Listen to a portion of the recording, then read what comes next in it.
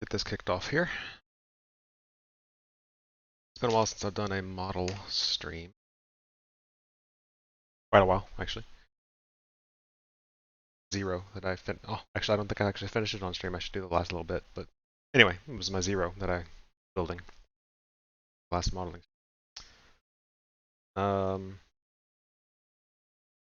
Basically, just hadn't felt the itch to do anything for a while because of work kicking my ass. So coming home to do something technical and detailed didn't seem that appealing. But started thinking about building something, and I thought I'd pick something that was not necessarily easy, but less detailed. So I didn't build an aircraft that I know a lot about, or a ship model with all the fine photo etch and details and all those kinds of things. It's really minutia that you're gonna have to plan out, and you have to plan the painting and all that with extreme levels of detail. So I thought, you know, I'll build a piece of armor tank of some sort. They're nice because you can kind of just throw them together. Almost all the assembly up front, and then paint after everything's pretty much assembled. So it makes it quite nice to build. It's like I say, it's not it has a bit of a appeal to it to me these days because it's simply following steps. So this is one of those types of models that I can just follow the steps on. I don't have to think about the painting all of this particular color, all these pieces this particular color, so I don't have to keep reloading my airbrush or something. So for the first few streams of this, it's going to be mostly just assembly and chatting with whoever shows up and wants to chat. But yeah, it's going to be a pretty simple build. I'm going to build it right out of the box. Quite a bit in the box, but nonetheless, I'm not adding anything extra to this particular kit. I'm just going to go straight through. So, what are we building? Oh, it's upside down. The camera is on the other side of the table. You're going to build a StuG. So, what is a StuG? Ask yourself. Basically, a self-propelled gun. So it's a field gun, an artillery piece. It was meant originally direct infantry support, used to soften up enemy fortifications, and in kind of an anti-infantry. So some of the versions of it were meant for that purpose. G, guy I'm building here, was for an anti-armor. So they replaced the gun. They did some odds and ends to make it better against other enemy armor, and it was used quite a bit in that role. It was actually one of StuG itself was one of the most produced pieces of armor for Germany in World War II, second only to basically a truck or half track, I think. It was quite easy to build because it has no turret. It's a fixed gun, so it made it cheaper than the Panzer III chassis that it was based on, which made it quite easy to produce in comparison. So they produced it in great numbers throughout the war. Some were used by other armies and after World War II, going all the way up to actually the late 60s and 70s in some cases. I think the last one was, if I remember right, was used in Yom Kippur War. Late 60s, early 70s. I can't remember when that was exactly. So it's been around. So this is the Dragon kit of it. So I'm going to build it straight out of the box, although the box does have some nice things in it. So for instance, it has instructions, which is nice. It has link in, link track. I can actually assemble the tracks link at a time, so it'll give a very realistic shape to it. Kind of assemble it in place and then glue it down. It's very, very tedious, as one might imagine, but produces great results. And then just some minor photo etch for a few pieces here and there, like the grates for the air intakes or exhaust manifolds. That a bit of a rope here, metal, but to mimic the rope, the tow lines that would not have been rope. They would have been also would have been.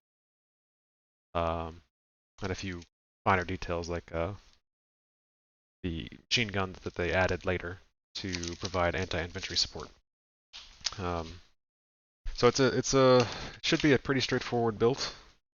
Like I said, most of it I just kind of start and see how it goes. I don't know how long I'll go today, an hour or 2 hours, we'll see.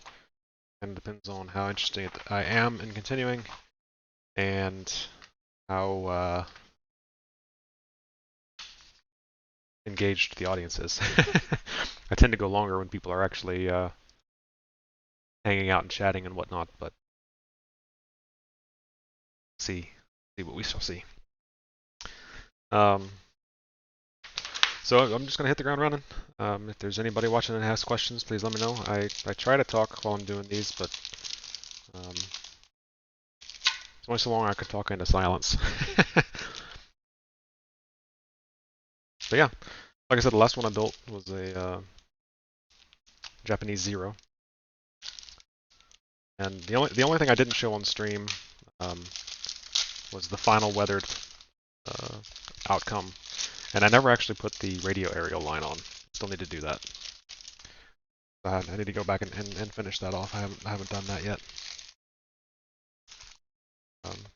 I didn't have the appropriate line to do it, but I do now, so I just need to actually go back and do it.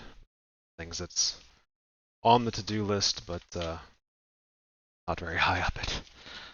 So as you can see, Dragon has a very nice unibody for the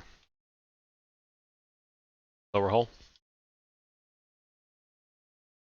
And as you can see in the instructions, the suspension actually goes through just like it did. I think Dragon's actually pretty.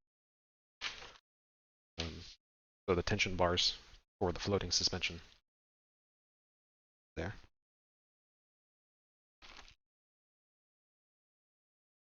Like I say, we'll just kind of go through and see what we see. I'm kind of excited about this because it's just sit here and build it. So let's sit here and build it. So it looks like here we've got most of the suspension pieces in one tree. It's nice. It's nice when they have all of the similar gear or similar components in one bag. I have to kind of flip back and forth bags to see what you need. So here we see road wheels, inner and outer, drive sprockets.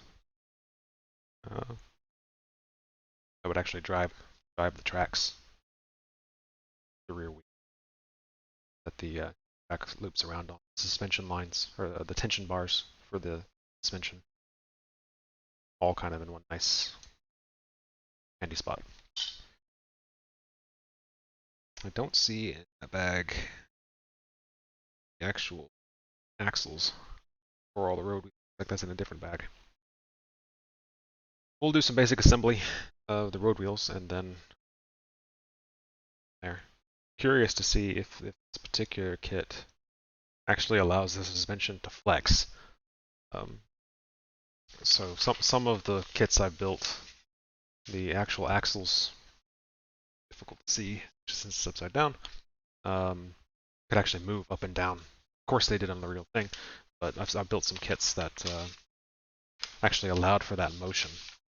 It was kind of cool if you were into dioramas and things like that. You position the road wheels as if they were going over the terrain you have them set on, perfectly flat. I'm not much of a diorama builder myself. I tend to just build static display, but it is a nice feature when it's available. So let's see, we need 8s and 13s. So it actually has, there's a couple of road wheels spares that'll show up on the aft end of the hull as spares. I have those here, that's nice. So just gonna get to cutting. So I like to, I've got a very sharp pair of snippers here, good for snipping plastic. Not so good for photo etch. I have other snippers for that, but just kind of get all my hull off the tree.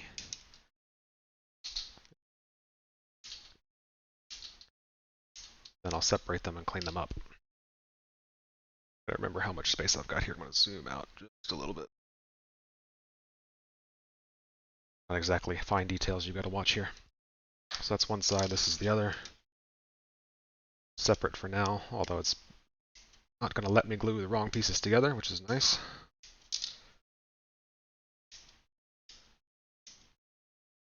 Just quickly getting these off the tree. There's 6 of them. There are 12 of these particular rules. There are, so these are the ones that are actually, would have been touching the ground if it were not for tracks between them and the ground. Bottom side of the tank. We have runners, 3 of them I think, on each side, that support the track as it comes back around the top. So as I said, the drive sprocket, and the rear return wheel. Also put those together here as well. Yeah, I see them on the instructions. 6 of the runners, top wheels for the top half of the track loop. I don't know if I will do track assembly on stream. Certainly not today. I don't think I'll get that far. But whether or not I do that on stream or not, I can imagine that would be quite mind-numbing audience. I may end up doing that solo.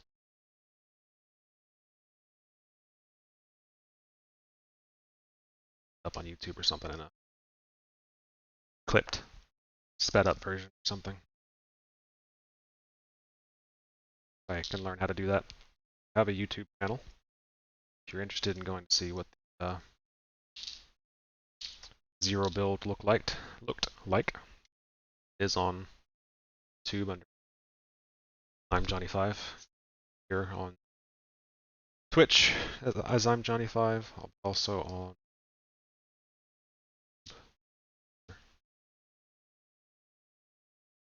most of the time what I'm streaming is Final Fantasy, video gaming. High-end rating that I like to do. But I also like to do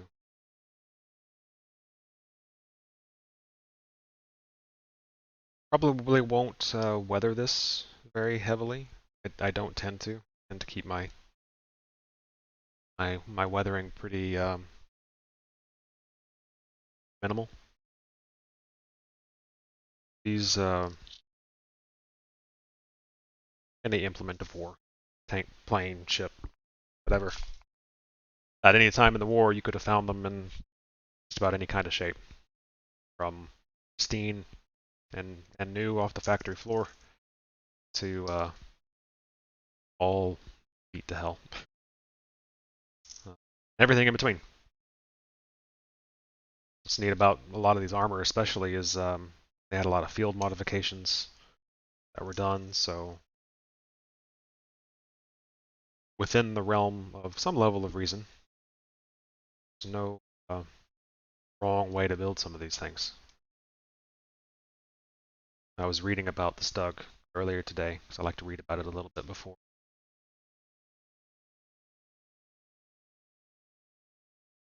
I start building it. Gives me something to talk about for one thing, and two, it's just kind of nice to know about what I'm building.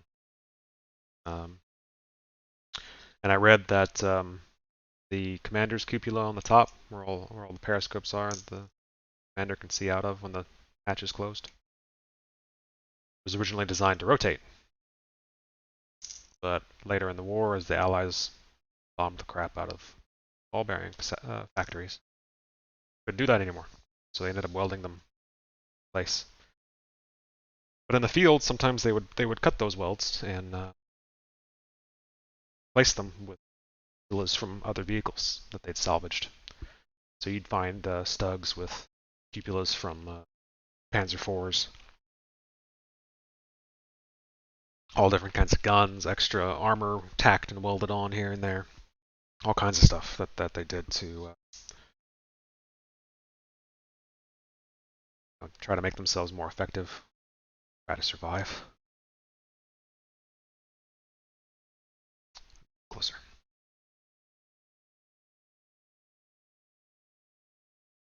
So it's kind of neat because you can do all kinds of different customizations. Again, within reason. Doubt there were too many were driving around that were pink. Well, maybe you're wrong. Adding extra armor here or there, or throwing some spare track links or extra road wheels or spoils of war kind. Not beyond the realm of insanity. I built a Sherman not too long ago, and one of the things that you could do with it if you want to is add some logs to the front for some armor. Hey, Brand, you're building this. No, you can't see this. You're building this German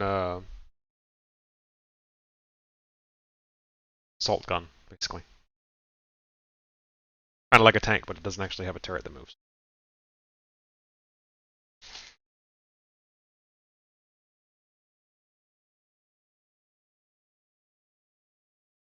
And I was saying in the intro before I showed what I was doing, I wanted to build something kind of simple. I didn't have to worry about planning out when to paint what. All these pieces need to be matte black, so I want to get them all together at the same time so that I'm only using my airbrush with matte black once. Assembly order, all those kinds of things is not really where my head state is right now. So I wanted something that was pretty straightforward. So nice things about these armor kits is that that's exactly what you get. Most of the painting is done after the majority of the assembly is done.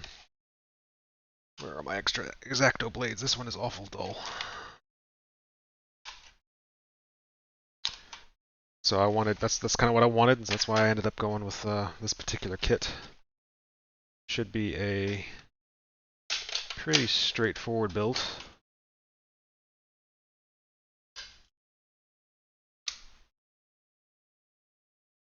like I need to get some more X-Acto blades. At the end of the day, it should produce a nice end product.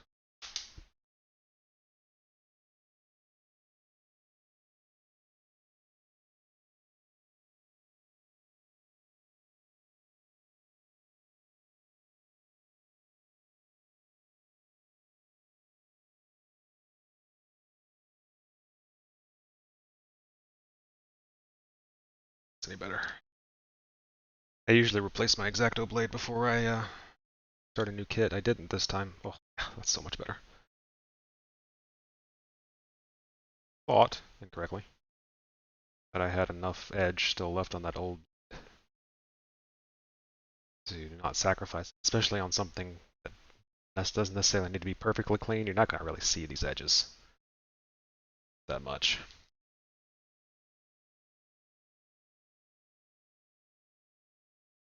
I will have to decide how to paint this thing on front it was used on and the time of year. Look quite different. I think I'm going to build it and its usual colors were kind of a dark yellow. It's true for a lot of German. Kind of some green squigglies, technical term, painted on it to give it a. Of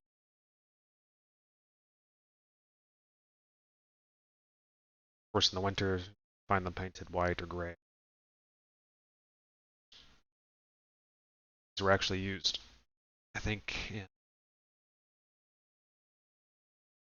the area of Ukraine. Not lately. Then, the top half was actually painted white. Not sure why. It's the time of year that it was used. Not what, but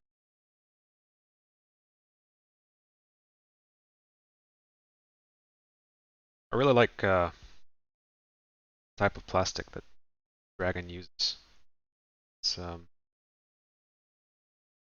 relatively easy to cut up like this, especially with a new blade. But I don't know if I can get if I can actually get it on camera. I'm not gonna focus. Ah, it's not gonna focus. It actually says it actually has some wording, writing on the on what would be the rubber surface of these road wheels. So they're able to get quite fine detail in this relatively soft plastic. There are some companies that cheaper plastic or but it's a pain in the ass to clean up.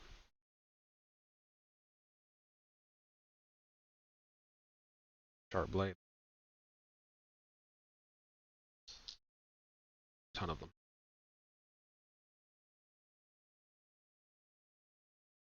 Not as many as on the Sherman.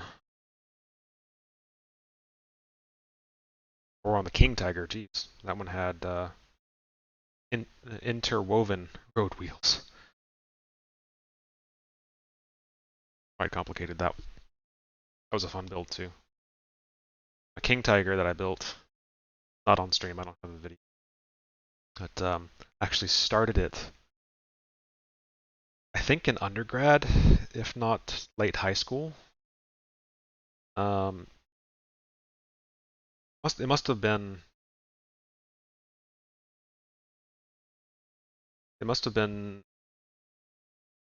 like my freshman of college because I moved out to an apartment my sophomore year, and I didn't have an airbrush. I had started it, my dad's airbrush, but I had no way to finish it. I mean, sure, I could have taken it home. I went to college in the same town I grew up in, so it's not like I was that far removed from my parents' house. But I never did. I never finished it until 2019, 2020. So a gap of, geez, like 10 years? No, longer than that. Oh, almost like a 15-year gap between the time I started it and the time I finished it. I ended up actually repainting a lot of it. So my skills had somewhat improved last decade and a half. So I ended up repainting the hull.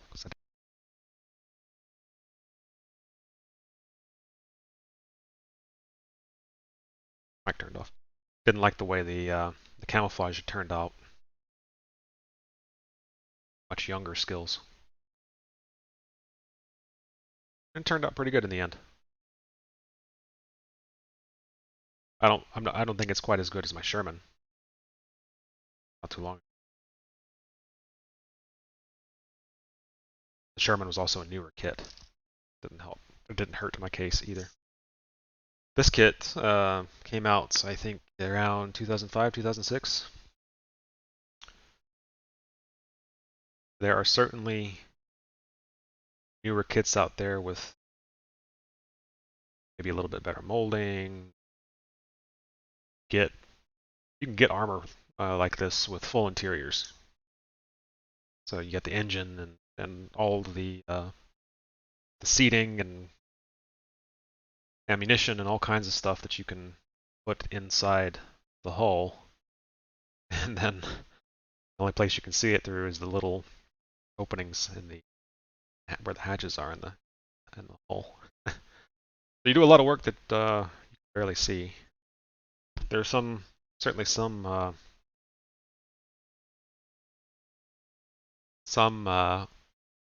holes that are wider open than others.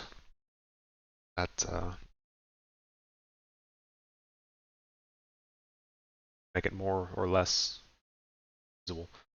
I've also seen people do cutaways, or I saw this really neat one that had kind of like this 3D or separation between the components. So you had the turret floating up above the hull so that you could actually see everything inside, and seen some neat things like that, or seen like maintenance scenes where that you can actually buy and build some of the field repair equipment that they would have, including um, scaffolding and framework that they would use to lift the turrets off of these tanks, do repairs on the turret ring, or if they needed to get inside, stuff like that. It is true. I am of the nerd persuasion. You knew this even a few years by now. I feel this is a little bit hot and kettle, but it's all right. Yeah, it's one of the things I want to do. I have a King Tiger with a full interior, even though I've already built one. This is it's a I'll have to go back and look. I can't remember if I have an early and I built the late, vice versa.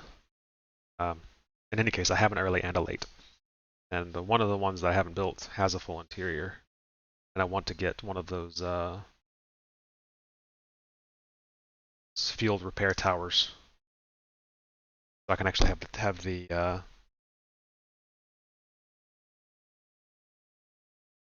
the turret kind of lifted, um, so you can actually see all the work I do on the interior.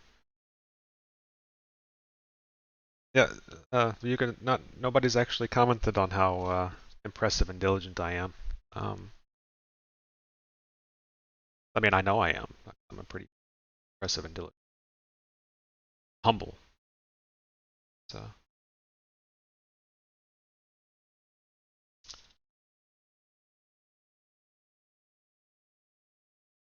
how are things in the far northwest? It's true. It's possible that I am humble then.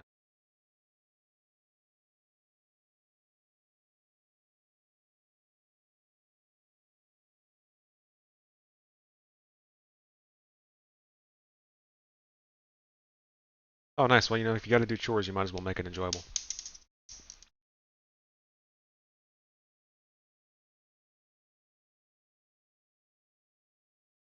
It's kind of amusingly, took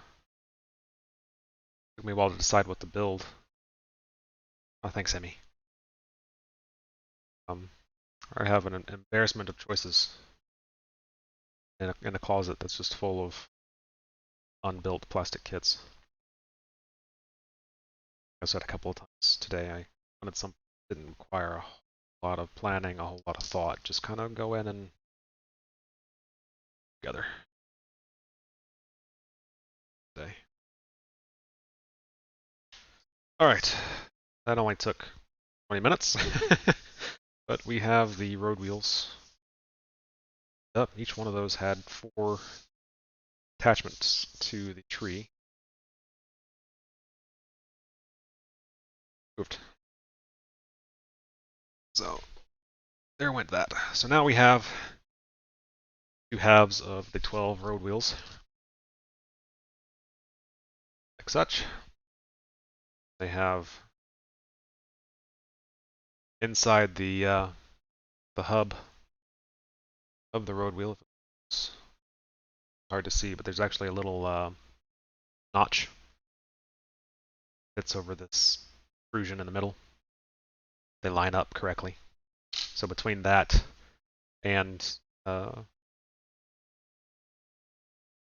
components attach the wheels together, get a nice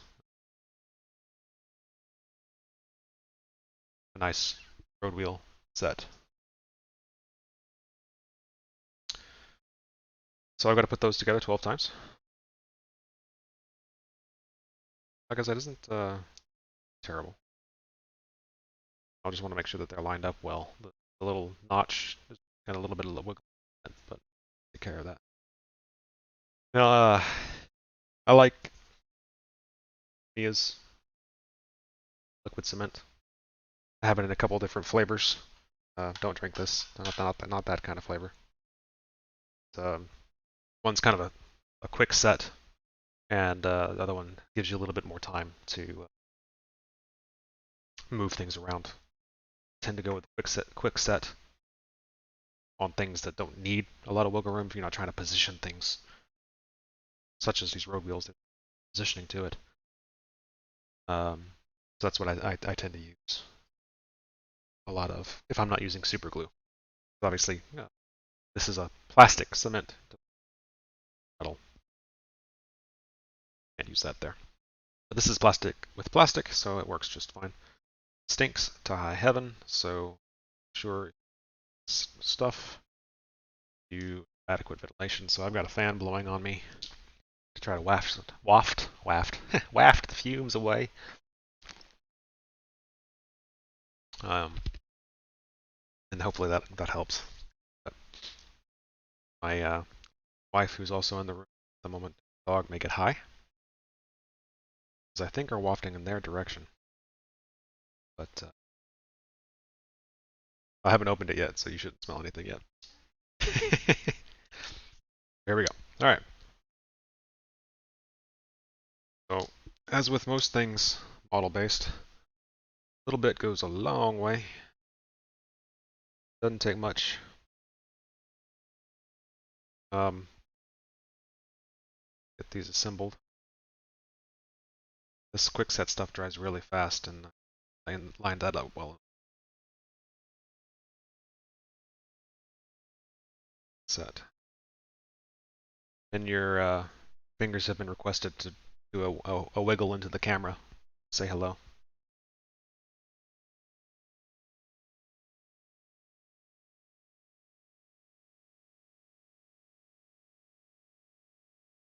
Kara says hi. She wants to wiggle your fingers at the camera. She has to untangle herself. Or a little further. Zoom. There. There you go. Just for you. She says she misses you. She says she misses you. So, simple as that. Road wheel. I gotta do it 11 more times. A chorus of yay. Yay, though there's a chorus. Something.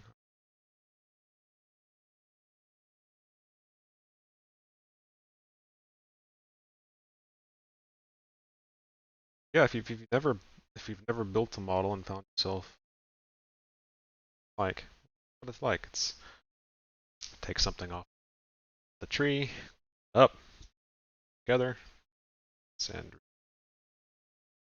eventually you do some painting.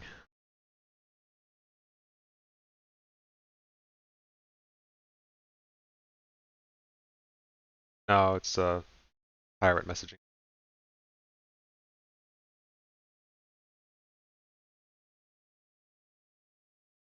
That quick set, I mean, it's really fast. It's already, and I can wiggle it if I need to, but it's already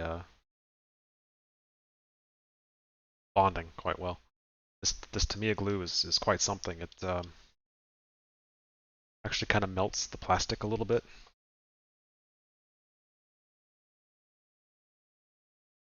And then as the reaction concludes, you actually kind of are almost welding the plastic together in a way. Quite neat stuff. Problem with that is if you mistake,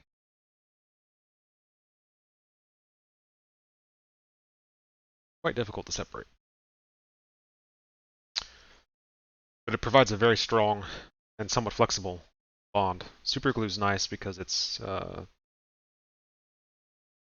is strong, but it's also very brittle. Brittle. So if you're putting it in a place that it's going to have a lot of twisting, like torsion issues, it's not going to work very well. But it is good for things that maybe have just linear tension. Like I use it a lot on antenna lines or rigging lines that I do in my shipbuilding. So you have to use it or something similar to it. Attaching metal to plastic, this glue won't work for that. Just make a mess. Mess and not attached parts. That's not much. This glue is nice if you want strong, but also somewhat flexible bond. Not one that you're going to easily separate. As I mentioned, just kind of melt the halves together.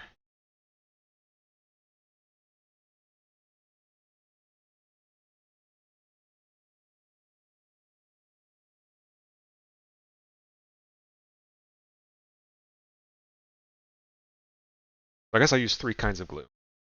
It's this Tamiya glue for plastic being bound to plastic. Really trying not to say plastic on plastic action because of what and or I may say to that, but I've said it. I do think that my modeling stream is still marked. So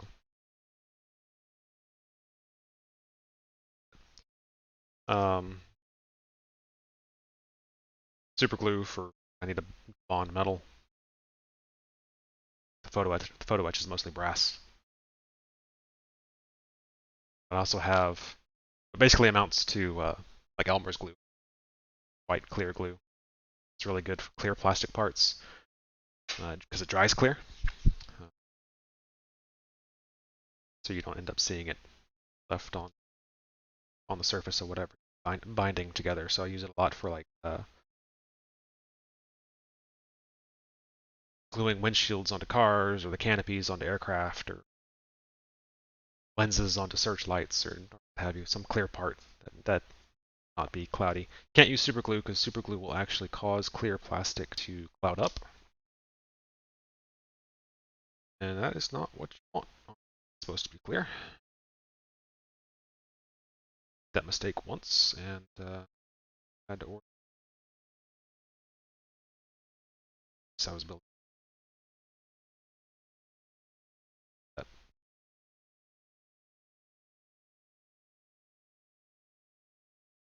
As I've said, I think a couple times here today, I am building this just out of the box. This is nicer than some just out of the boxes. Does have some photo etch in it for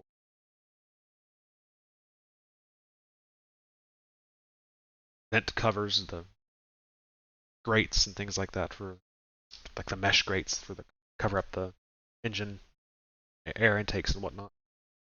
I showed earlier, show it again, has these are track links, individual track links. So yes, I have to actually individually assemble my tracks one link at a time.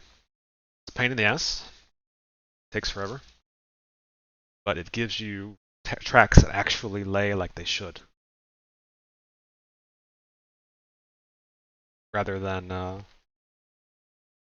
just using some like rubber loop. Doesn't work right. A lot of German tracks. Well, then when we flip that around, US tracks a lot of times were called live track, and so even if they weren't resting on something, they would be taut.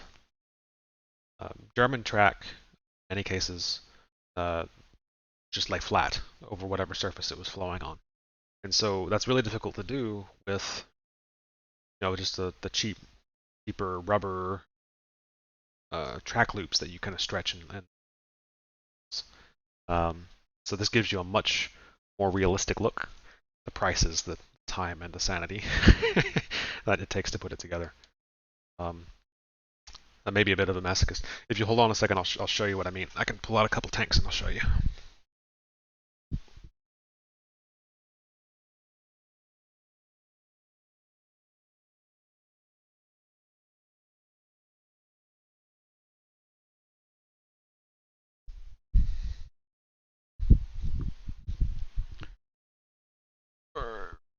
German, show you the tracks in a second. I'm gonna get the tank.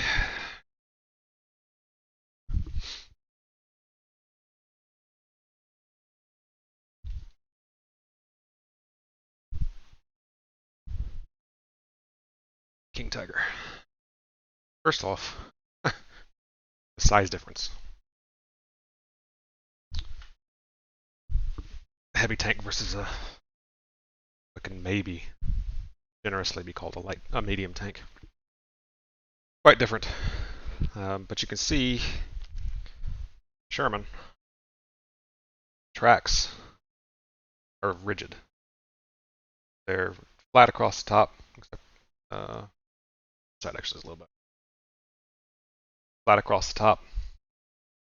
They don't sag between the runners, even though there's only a runner here, here, basically one on each side of the carousels.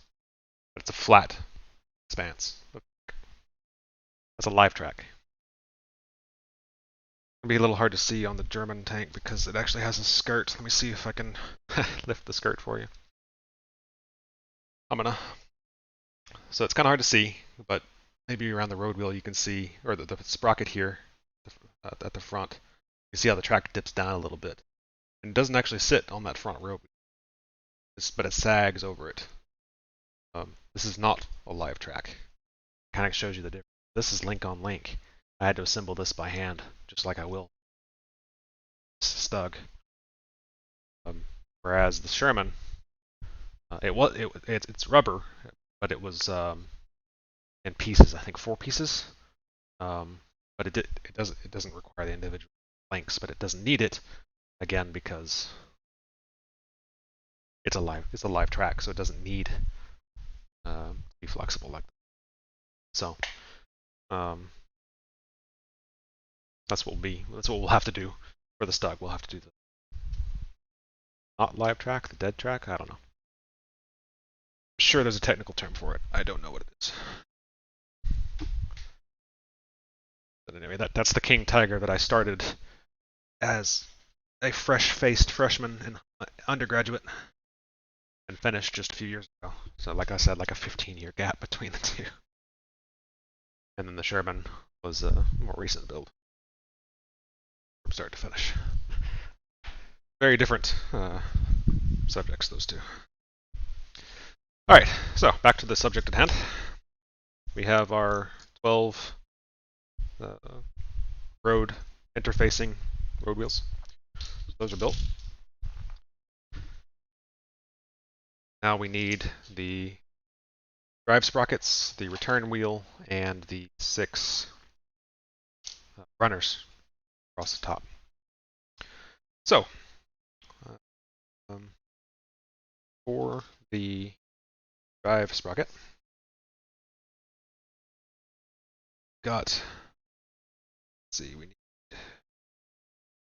11, 9, and 3.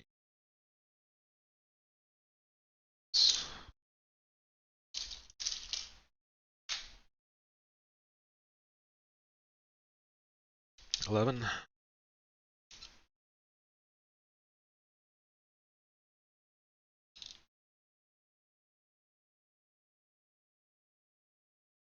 3.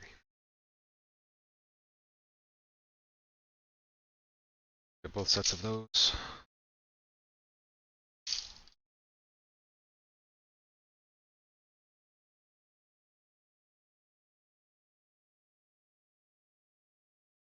Now, what I really like about some of these nicer molds, like a dragon mold, to me his molds are usually pretty good. AFV Club's got some pretty good molds. Especially with the more modern molds, you get some really nice detail. So like for instance, probably going to be difficult to see, but on the drive sprocket, the individual teeth of the drive sprocket actually have chamfered edges, as they would have on the real thing, so that they would have slid into the gaps in the track to drive the track along. On a lesser, they've all just been squared off. Just a little detail that, you know, won't necessarily even really see so much in the final product. But it gives you some confidence that the other details that they have are correct. So like one of the things that that they did for this build, for this mold, is that for the front-facing armor slope, the name of that is now escaping me. Disappointing. It'll come to me in the middle of the night. A lot of StuG crews bolted extra armor onto its surface to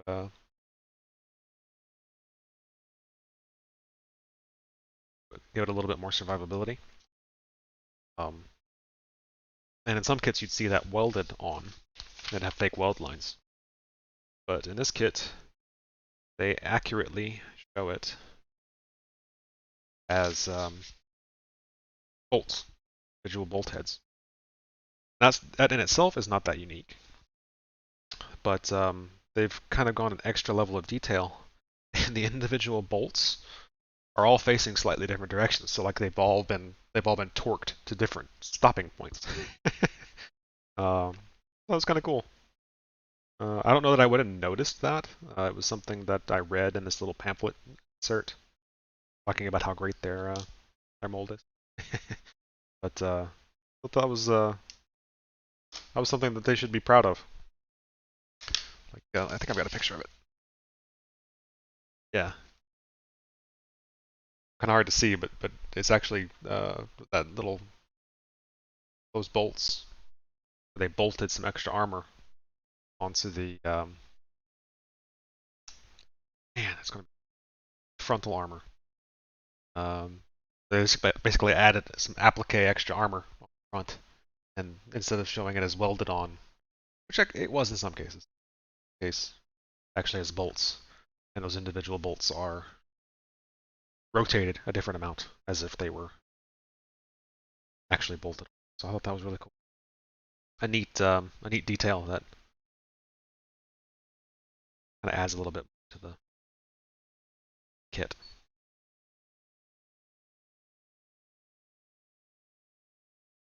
So when we get to the weathering, that will be one thing I can actually do a little bit with, because it will have those bolt heads, and I can make it look like water runoff has caused stains into paint and various things like that. So some options weathering there. To see, it doesn't tell me to cut those, so it's got these little bumps on the back, and I think I need to cut those off, but it's not clear. Sometimes those stay, sometimes those. So the drive sprocket definitely goes up front.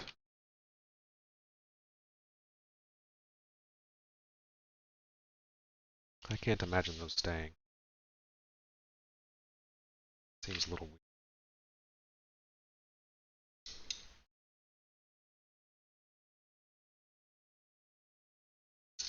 Yeah, those can't be staying.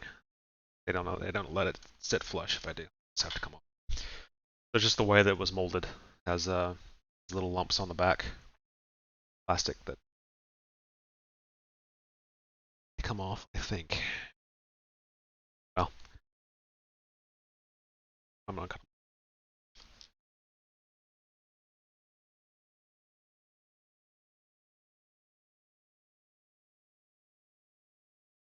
It's times like this that you really want a sharp X-Acto knife. Shave off plastic like that. Because it allows you to cut through it quite smoothly,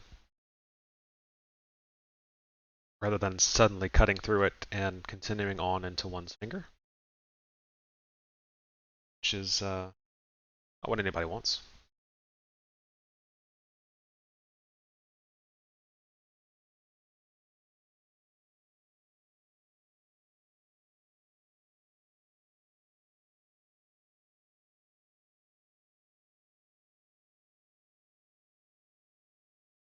So I will, comes time to do so, I will stream brushing.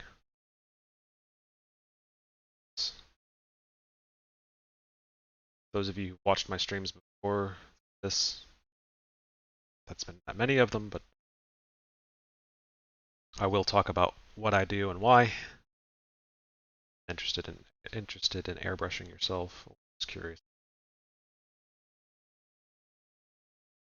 Walk you through my routine. And if you happen to be someone who does model building, does airbrushing, you see something that you've done that I don't, that you find particularly useful, I'm happy to. Alright, so the drive sprockets are clean. So they go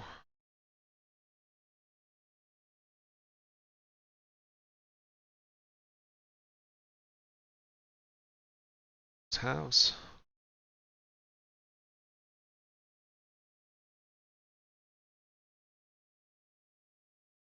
That. This is. Is that you might see that? It's my camera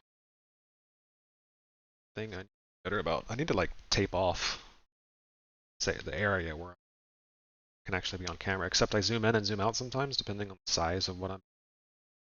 That would make it difficult to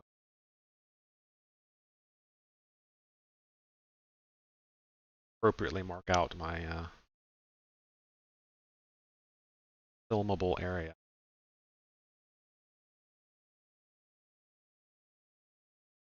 So I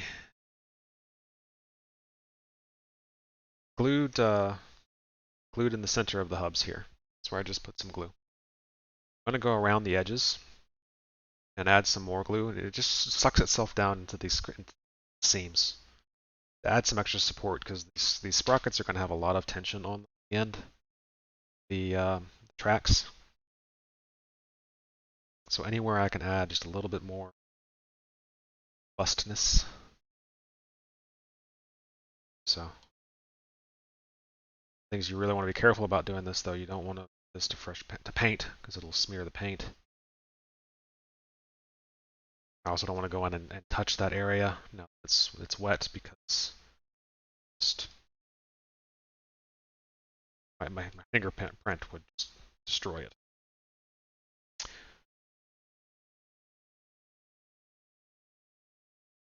So it says to go ahead and glue this piece on, but I think I'm actually gonna wait because I like to put the wheels off till last. I'm gonna wait on that for the moment. Hi Rennell, if you want your Warhammer army built,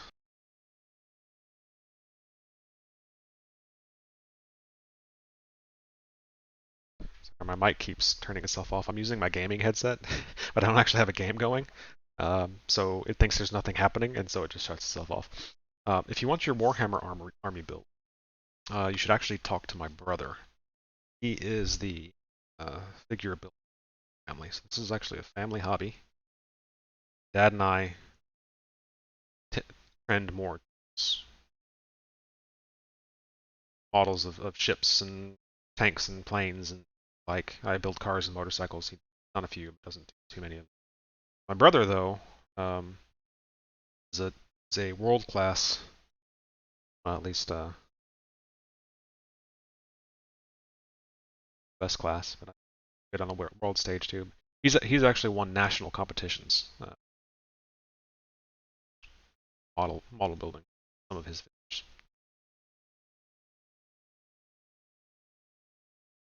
He is very good, and he does all kinds of board gaming. So he's really good at it. So if you need that, out to, which would be really weird, given that you don't actually know. But good luck.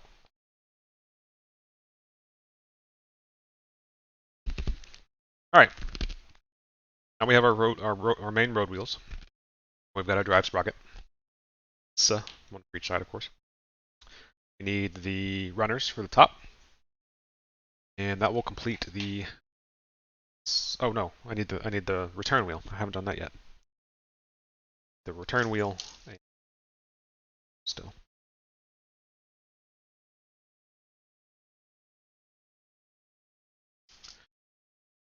You can kind of see what level of work this is. I've been streaming now for an hour. Granted, the first 10 minutes or so, I was just talking about why I picked this particular kit and about the StuG itself. And we had that short interlude where I went and got a couple other kits to show you what I was talking about. But here we are, say 30 minutes, 45 minutes into the build. I'm still building road.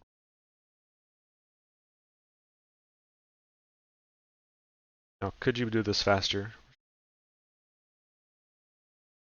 There are people out there who could build it faster and better. I'm off camera again. Need somebody to yell at me. I'm off camera. But we're not in a hurry. Get there when we get there. Like I said, I really need to tape off the space in which I'm. So I know. That's one side.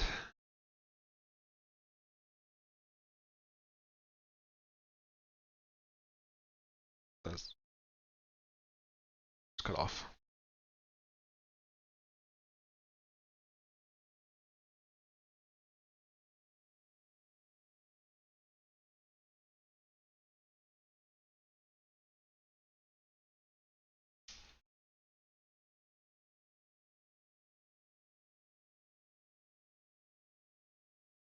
I think I actually need some photo etch for this part.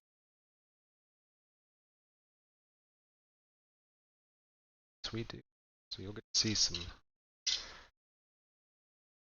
photo etching.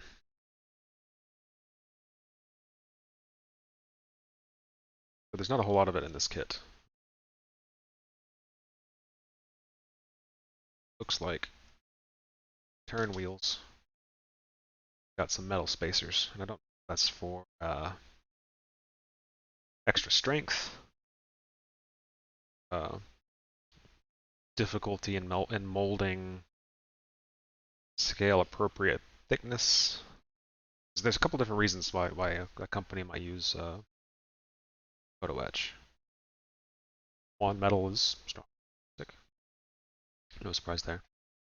If you're in an application that needs some extra strength, sometimes you'll find a piece molded. Brass. Another is that it's difficult to fit in an accurate scale. So if you tried to do it in plastic in an accurate scale, it would be too brittle, too thick. So for instance, on my ship builds, the anti-aircraft guns molded in plastic tend to look a little silly.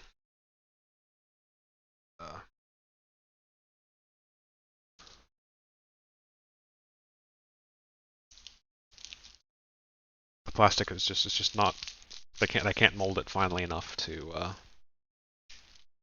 give a scale appropriate thickness. So I get photo etch parts instead, because it actually looks more stick. So here's the entire bit of photo etch for this kit. Not much. See, got a few screens across the top, the air vents, rods and ends in the brass. What I need right now are these rings. Side. I don't know why they didn't just mold these a little thicker. It seems a little weird. See what happens when we get them out. So yeah, I didn't expect to need any work with photo etch today. I didn't really that close attention when I pulled this out. So I have a different pair of snippers for metal. Use those. And then I have a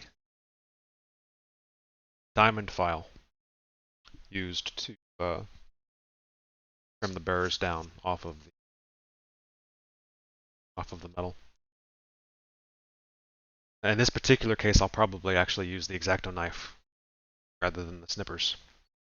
But I need, where is my tile?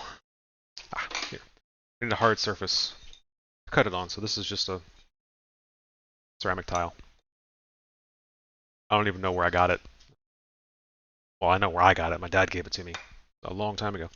But, you can just go to a hardware store or pick up one of these or whatever. It gives you a hard surface to cut against. This rubberized mat doesn't give you enough resistance to cut the brass. It'll just bend. And you don't want it. Unless you do. But not usually in that way. A lot of times you'll actually build 3D structures out of photo etch. So for instance, on a destroyer I built not too long ago, I had to build the depth charge racks out of brass, and it was just a piece of brass that, kind of like a puzzle, you just fold it up into the right shape. Your depth charge racks. So, all right, like I said, we need these 4 rings. It's kind of annoying that this in the middle here is going to fall out as soon as I cut that ring out. It's a poor choice by Dragon. Odd. They have those issues. Here we are.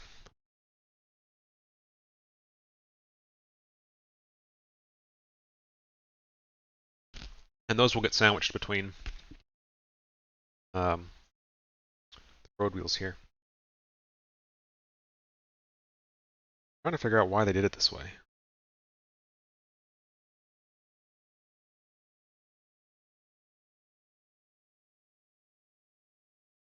Let's see. Line up, come on. I know I'm off camera, just a second. So that's the parts, the plastic parts look like together. I can't imagine the metal filling that gap though. Backwards?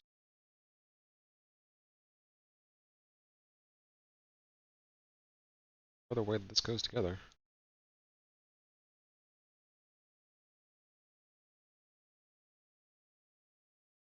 Don't think so. That's the way it goes.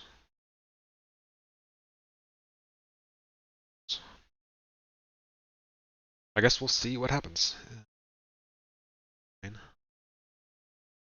9. Alright, well, I guess we'll see what happens. I guess there just needs to be one on the inside of each. It's strange.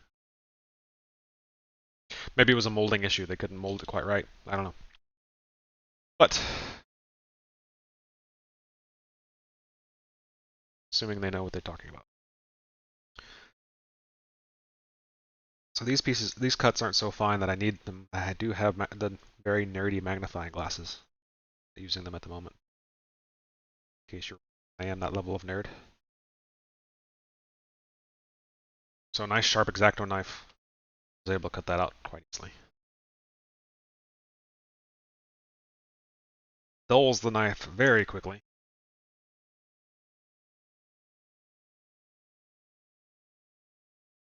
And on parts that are more flexible than this, dull knife would be very bad. It could cause them to become misshapen. But in this case, brand new blade, just pulled it out today.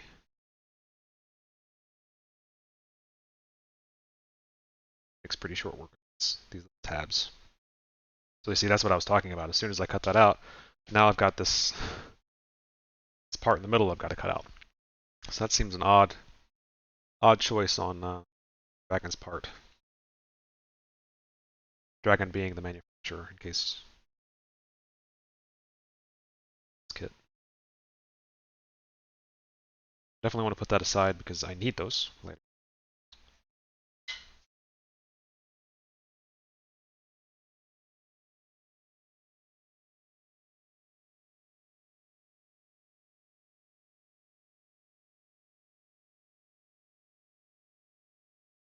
I guess it probably had something to do with the ease of cutting the brass sheet. But it's annoying to me. Not because it's not that big a deal that I have to cut these pieces out, but it's 4 more little attachment points I have to now file down. So really, it's just me being lazy and not wanting to have to do it myself. So there are our 4 rings.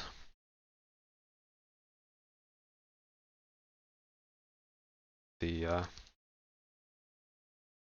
photo-etched is not needed right now, back in its little baggie, so I don't especially those little pieces that I just cut out, those later. It's over here, so I don't mess them up. Now, probably not necessary on a part like this. I mean, like it's not really going to be seen much. But all those places where I just cut have these little bitty nubs. I don't know. Remaining bits of brass from the attachment point. I'm just using this diamond file to trim down. So nothing fancy going on here. Just like I use the X-Acto knife on the plastic pieces after I've snipped them off the trees. This is what I use to file down brass, and it doesn't take much. I mean, I'm not really putting much pressure on this. This is not extremely coarse or anything. It's just brass, soft. So it's quite easy to clean up.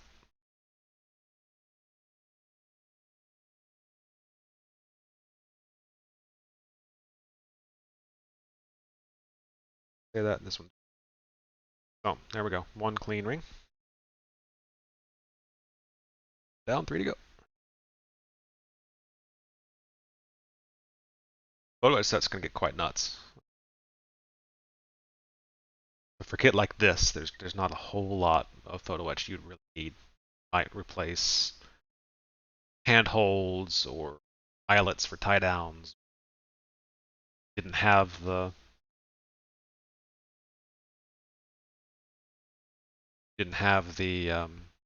grates for the air vent. Might get those. But there's not a whole lot photo etch you usually have for an armor piece like this. Compare that to a ship model, and you can sometimes pay 3 to 4 times what you paid for the plastic kit to get all the photo etch that you might want. So you're talking about railings and aircraft guns. It requires them the depth charge racks and antenna and radars and blast shields, doors, say hatches, all kinds of stuff. So you can get, these 1/350th scale battleships that are already, nicely molded in plastic and cost you bucks, something like that. And then you can go spend another 150, 200 bucks on all the detail up components. And to me, it's worth it. It provides a much higher level of detail than you can get in the plastic. But quite pricey what you get. And that varies depending on how much you get. Certainly more or less for options. Renal, yes, I do have all my completed models in a display cabinet. Got a cabinet from IKEA, added some little puck lights to it. I have all my models in there. I'll post a picture of it in Discord later if I remember.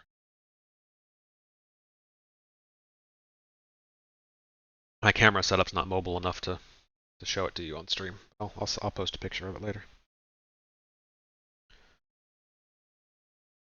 All right, got the metal rings cleaned up.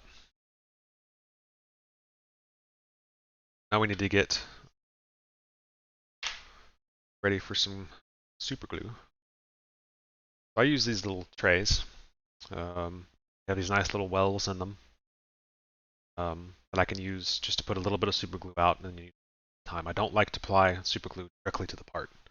I put a little bit in wells, and then I use a toothpick actually to apply it to what I'm trying to assemble. This is actually used to contain primers for like ammo reloading. My granddad used to be really big into ammo reloading, so that's what this is. I have a couple of these lying around that I just use for my model work. So different purposes. So I have a couple different super glues. They set at different rates. This Insta-Cure isn't quite so instant. Gives me a little bit of flexibility. And this Maxi-Cure Bob Smith Industry stuff dries extremely fast. That's what I'm going to use today. I keep it in this peanut butter jar with all those silica things you throw away, the desiccants, to keep it from drying out.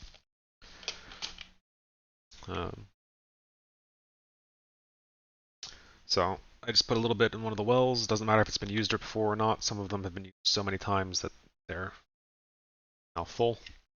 A couple of drops is all I really need.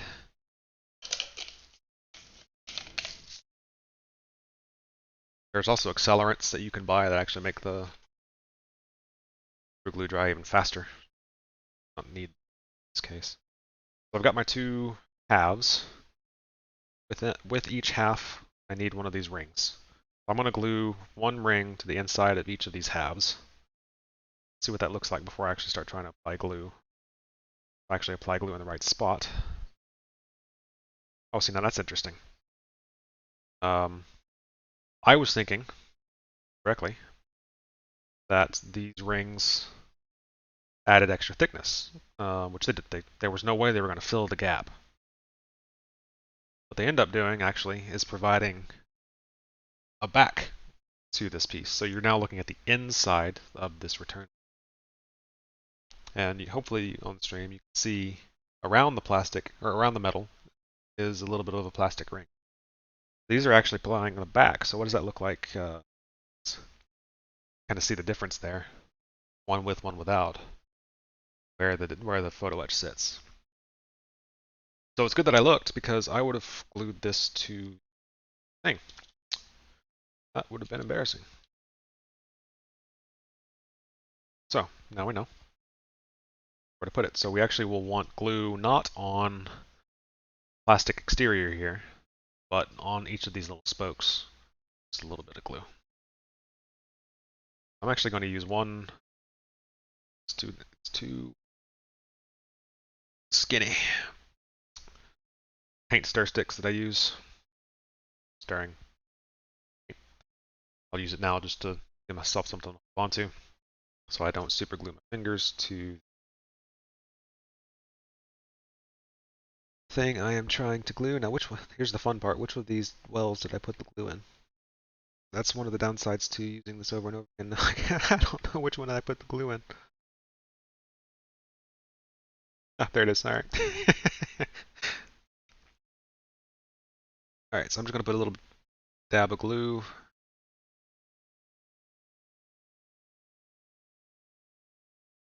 Each of the spokes. This is not really going to be a load-bearing component, so it doesn't need a whole lot. And again, a little bit goes a long way. Stuff does not dry smooth. That, I mean, doesn't dry flat. I don't want to overdo it, otherwise it'll be obvious that there's something back.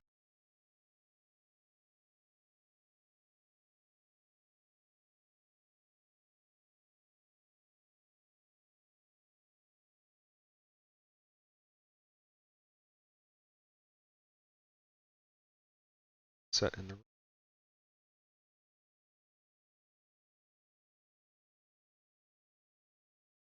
There we go. But just apply it. It just adds a little bit more detail to the return wheel piece. It has the loop there, the back that you should have, and then if you see it from the outside where you'll actually see it, you can kind of maybe see the ring back there. You'll actually be able to see that slightly from outside. So it's actually good that I spent the time to trim it down so that it was clean attachment. So we'll just do that 4 more times. The rest of the return wheels completed. The return wheel halves, I still have to attach them to one another.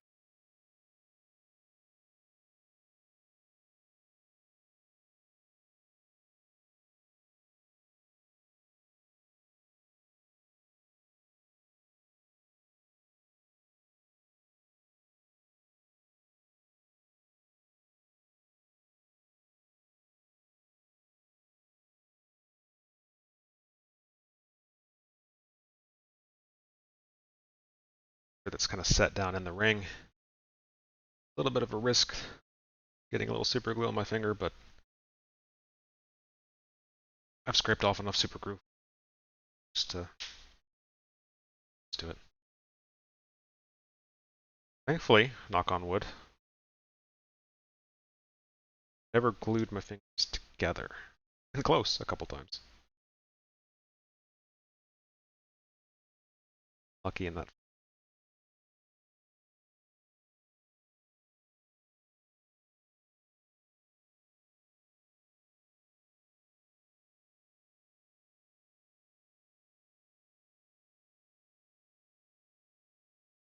So just kind of continuing around and putting a little bit of glue on the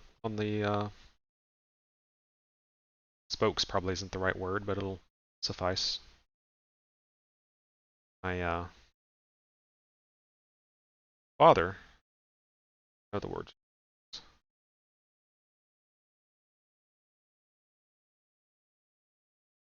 very interested in that. He has whole books on subjects and an incredible memory. I have neither the books nor the memory. So, looks like I need to bring my camera this way next time a little bit because I tend to work here and you can't see this. For the next stream, like camera setup. I won't do it now because I don't want to make sick.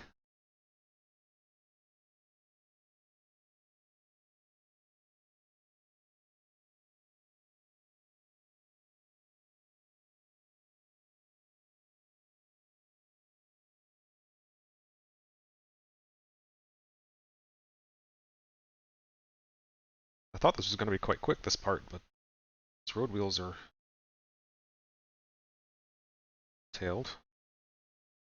I expected. It's a good problem, right? It's not necessarily causing me work or anything. I mean, other than having to do stuff like this, I guess.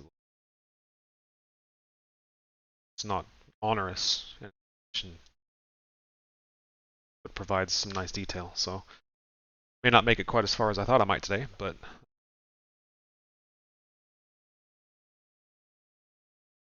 I can get these first few steps done, that'll be nice. All right, so there are the halves to the road wheel, or to the return wheel. So now I can actually put the two halves together. Here we go back to regular plastic glue. Be done with the metal. Oh.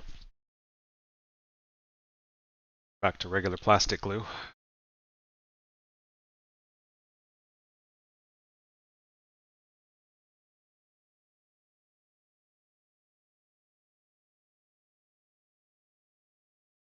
Halves together. Make sure the spokes are nice and aligned.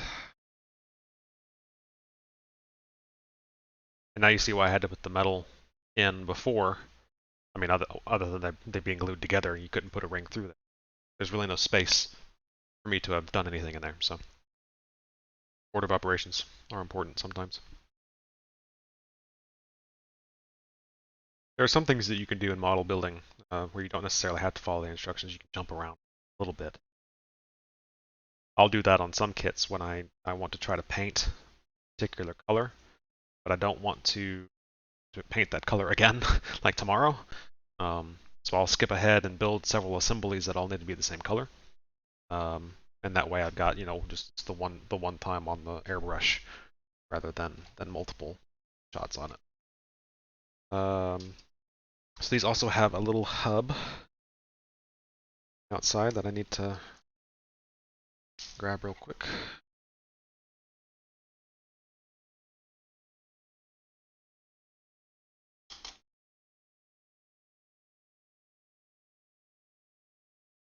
guess this is just the way Dragon does it sometimes. Where they mold the attachment points onto the piece is a little bit frustrating on the assembly because it's in the way. It's right here on the inside of this, and that needs to be a flat surface, so I have to cut it off. But on the other hand, it's nice because now, once I've cut it, I don't have to worry about the fact that I've just cut a flat line on a curved surface. So other kits might have been on the edge where I had to cut like this, and I would now have a flat surface on a curve. So a little frustrating that they do it that way, but on the other hand, it actually provides a nice final product at the end.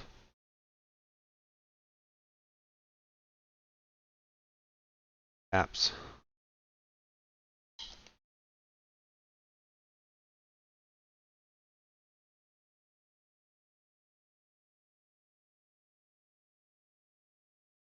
Can also be nice to use filler.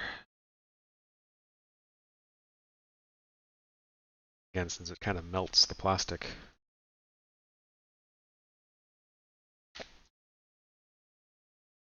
Provides a nice clean join between the parts.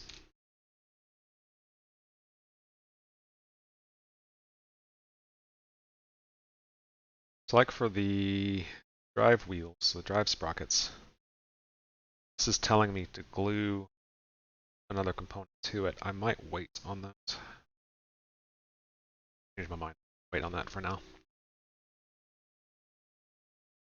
So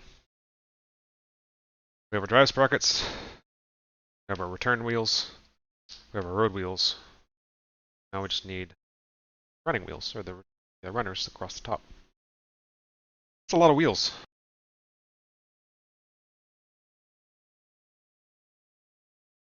I need to invest in a headset that's not my gaming headset. Or a mic, I should say. Just a straight up mic, because this is kind of annoying that I keep having to turn my headphones back on. So these wheels are the upper wheels that support the track as it comes back around. So these would be like the road wheels. There's no propulsion involved in them. They're just guides for the track.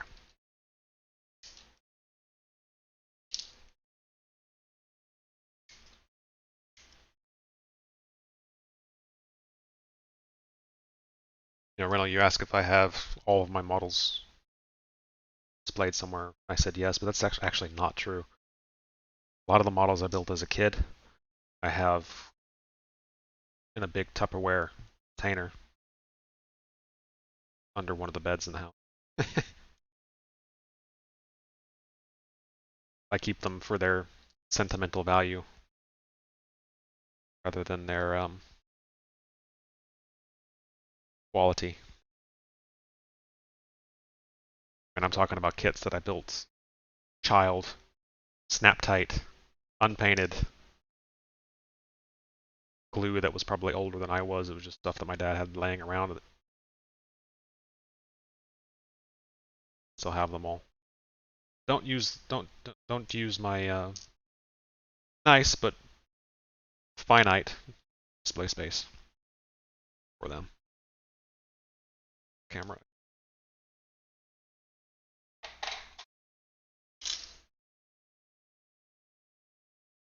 Bad about that today.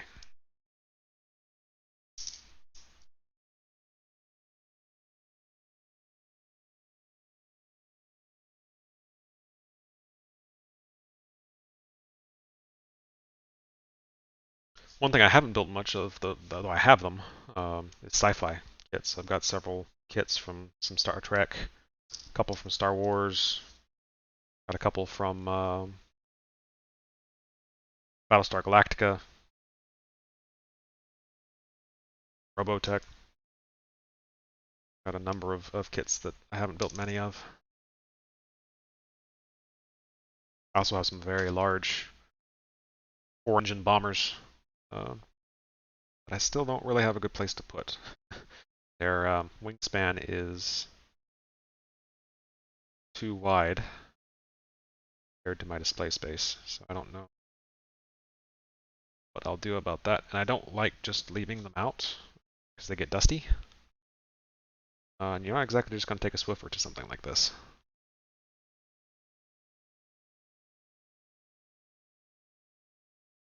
They'll catch on a detail, or Swiffer's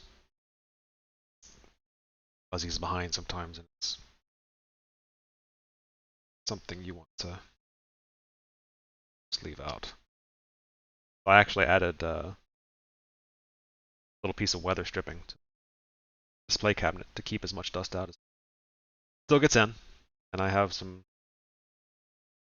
they're probably makeup brushes or something that I can use to dust them off. You don't want to use compressed air either, you might think. That might be nice, but compressed air can knock off tails as well. Also, another thing that I use a lot for weathering is actually like ground up colored pencil, more or less.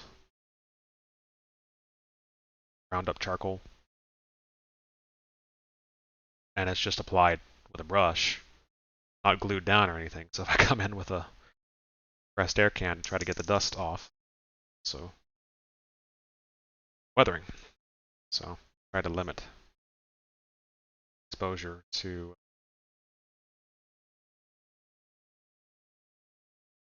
dust. So that is to say, building until recently, building one of my 1/350th scale. That's 1 inch on the model is 350 inch scale thing. Or one of my big 4-engine bombers in 1/48 scale, or 1/35th. I've got some of those too. Second, excuse me. Or one of my Star Trek models that has the saucer sections or whatever. I didn't have anywhere to put them because while you can buy little standalone clear display cases, which I have a number, they don't come in the size of the. So until I got my display cabinet a few years ago, I didn't really have the opportunity to build some of those. Fortunately, some of the things I have are still too big for it. Since my 1/48 scale B17 likely has a wingspan that's too wide. Display cabinet. It is wide enough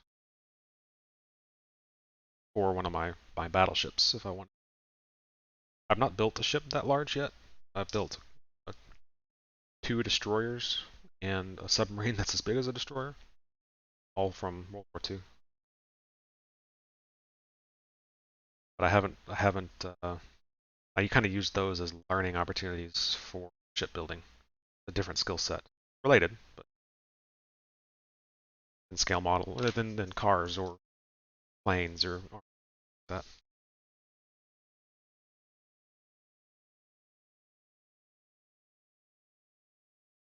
Basically, just a scaled up version of what I have done, of course. Now that I've done it a few times, I feel confident I can build one of those ships, but now it's just a scale thing, size thing.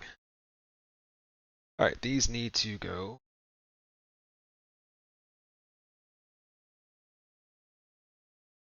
Nope. These are little small running wheels. Again, I can just go across the upper side of the upper part of the hull. Tracks to rest on. And again, since these are not live tracks like a US tank would use, they'll rest.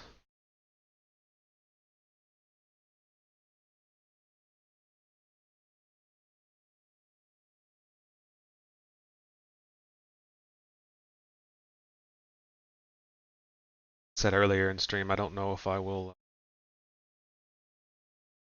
actually stream the track building process. If you haven't seen them yet, these are my tracks. I have to build them one link at a time. Produces a wonderful final product at the price of time and sanity.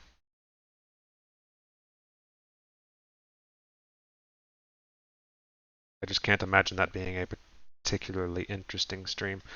So I'll leave it to the audience, perhaps, when I get around to that point. I can do it much later, and that could be a stream where I just sit and build those, and people can watch and come and chat. My chats aren't particularly. Oh, Realm, I'm sorry, I did not see you said something earlier. Hi. If you're still here. I've my computer monitors are over there.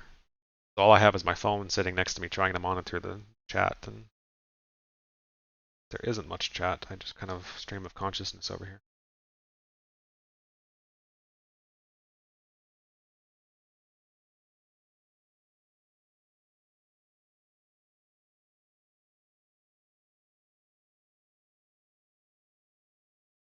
Try to sit here and chat just so that it's not people staring at my hands when I'm actually, in frame. It's not always the case. I just kind of ramble, say the same thing several times. If anybody has questions, I'm certainly happy to answer them. Before Miranda asks, I will come from. Have to ask your parents.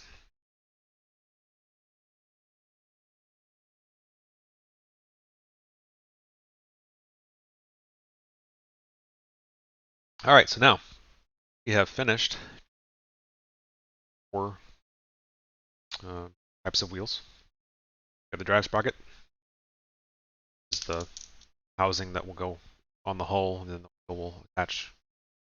So, don't have them glued right now. I will later. I'll actually probably glue the housing on without the wheel. And we have the turn wheel, back end of the tank, aft end of the tank. Road wheels that are on the lower part of the tank, closest to the ground. The little runner return wheels that go top. While I'm here, I will probably go ahead and this piece is different tree. I don't have that tree out yet. Where is B? There's B.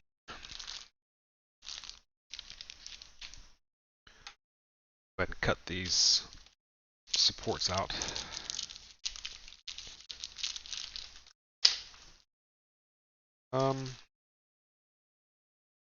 No, I don't think I will just yet. I do need to open this for another piece, but I don't think I'll take those out yet because they look fragile. My luck, I would drop them or end them. Who knows what. That would be sad. But I do need that for other things, so I will leave that out for now.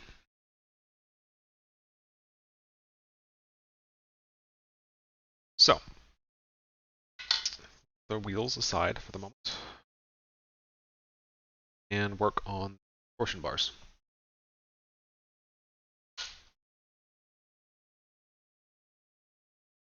Yes. So, we need to add these torsion bars that go across the hull. Actually, what provided the tension to the axles. Again, I'm not using the right words, but bear with me. That are used to actually support this. So I will go ahead and add the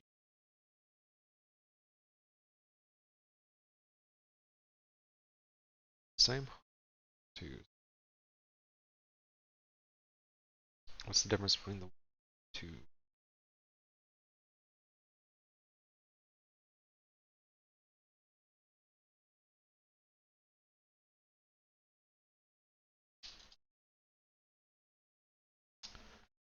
Clear. What's the difference between the two?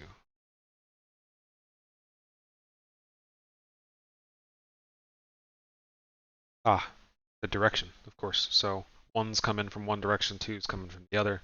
That makes sure that your axles are direction. So I want to take the ones off. Do one side of the tank first, then.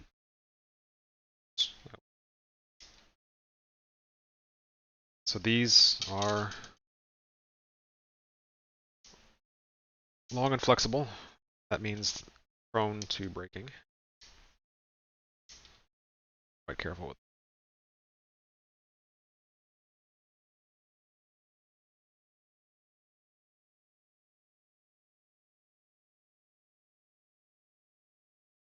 So it's nice that they have these. The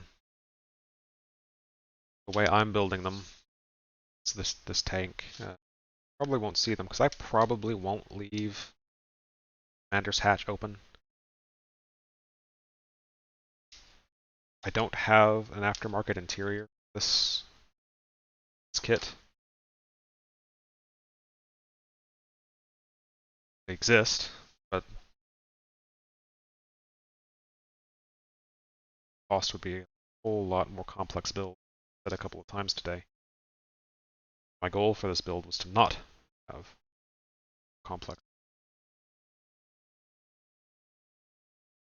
So I don't have that in my inventory. If I'd wanted that, I do have other kits that I could have built with interiors, but so this kit does have some interior components in it. I just kind of need to see how much of that is there before I make that decision. But I think these torsion bars would not be visible in either case. So I'm not entirely sure why they're included and why they don't just have the end cap that the axle attaches to. Maybe it's to give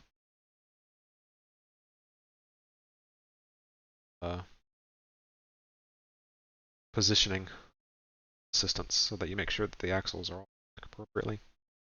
I don't know.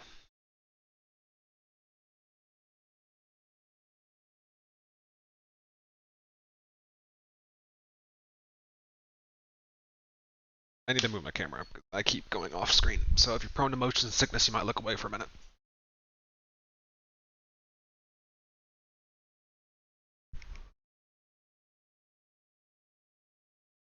Alright. If you're prone to motion sickness, you can look back. Now you can actually see me a little bit better when I'm working in the area I'm working distance-wise. I don't have to keep We're just cleaning up these torsion bars.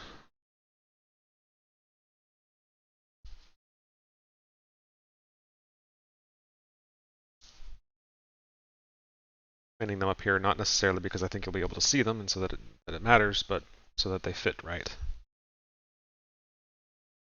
And at the end of the day, if you can see them, then at least they're clean.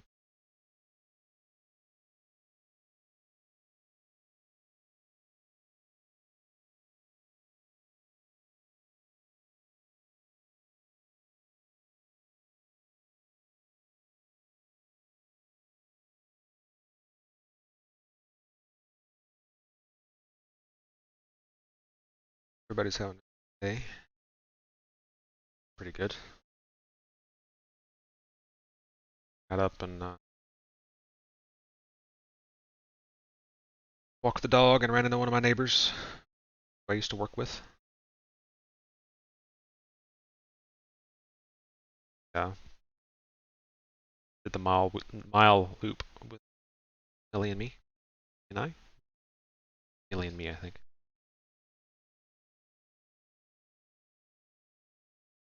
Then we had a tree planted in the front yard and a lot of new sod. Got that watered. So we had to water it a couple times a day.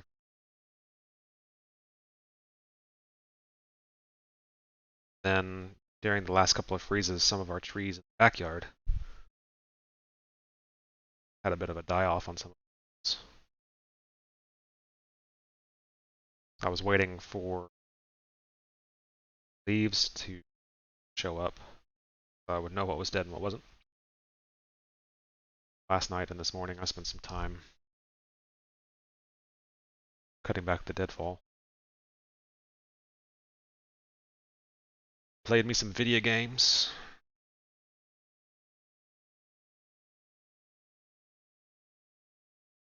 This. Good day.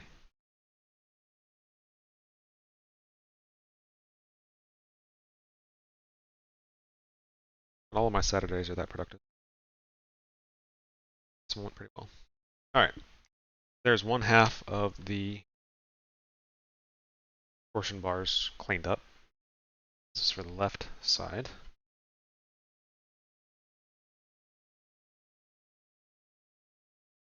These actually thread in.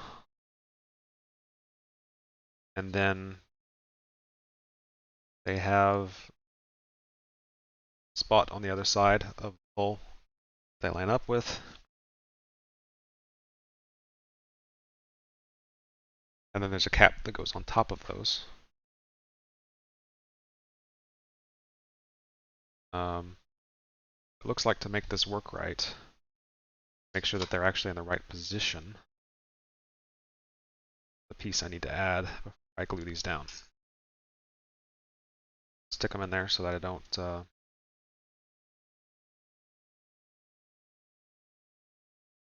bend them.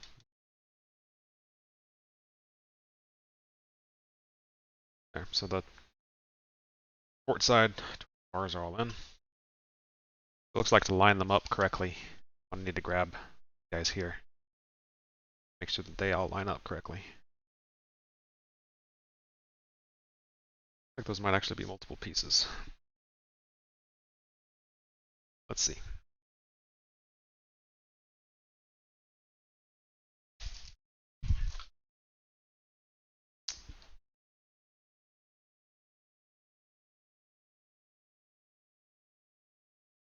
Oh, no, they're just different depending on which component they are. I need B36. Something like that.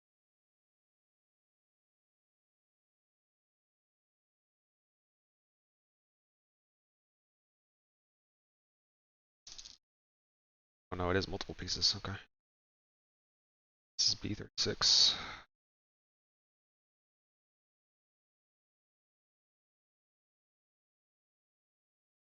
Stop for just a second to show you some of this detail. Focus. Nice detailing on that part there. Hey, Cleary.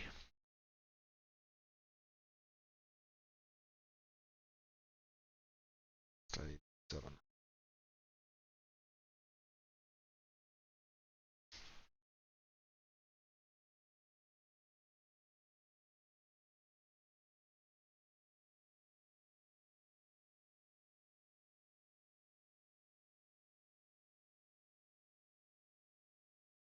Seems unnecessarily complex, but designers there. How does this work? So, let's go.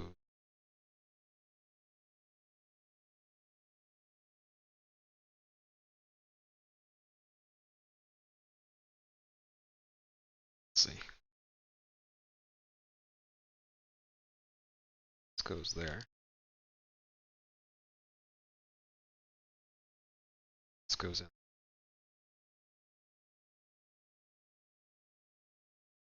So then what we do,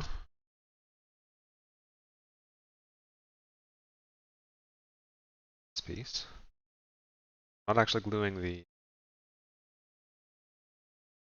torsion bar, I'm gluing the axle components into the receptacle. It kind of spins freely right now. It won't. I was asking myself here if this was going to be something that could move. I believe the answer is going to be no. Ultimately. Because this piece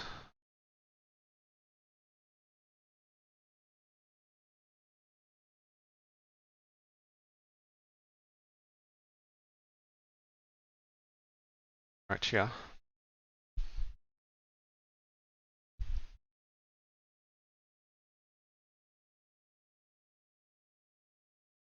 axle goes into it.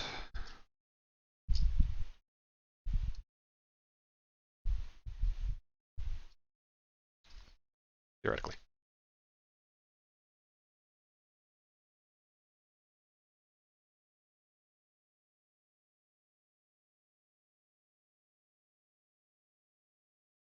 So there we have one of the axles. And so that gives me, no, it's not. I lied. Dare I?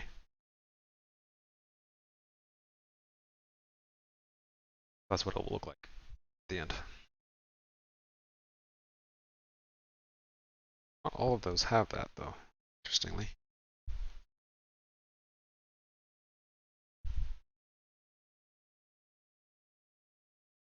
Two of them do on each side. Perhaps that gives us enough of an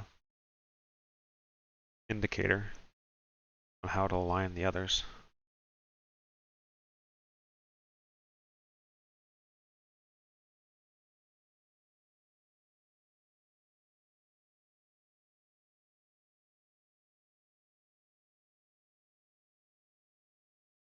Looking in the instructions to see if it tells me I'm not supposed to glue these, but I don't see anything like that. Because the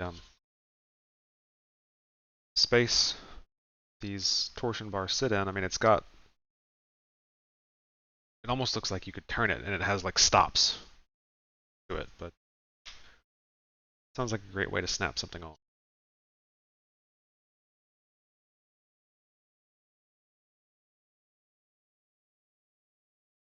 I'd rather not do that.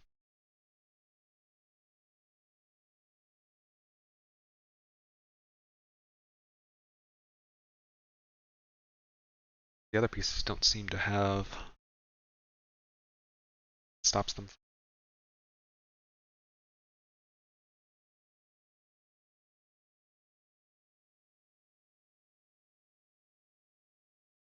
I'm wrong. So I think I'm okay, good. Take one of these off and see. So it's a slightly different part than what I just attached. Same general axle shape, but it doesn't have this vertical.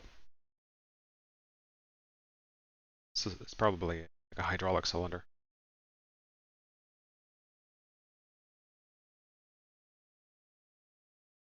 Not my area of comfort is concerned. But this one actually plugs in to the torsion bar.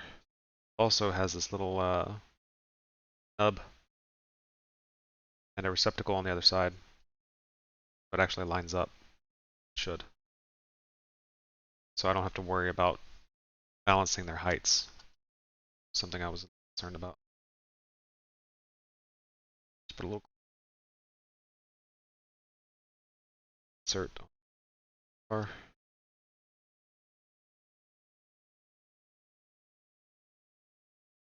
Receiver.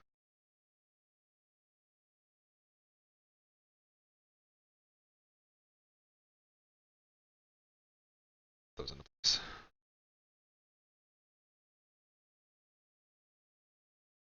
Yes.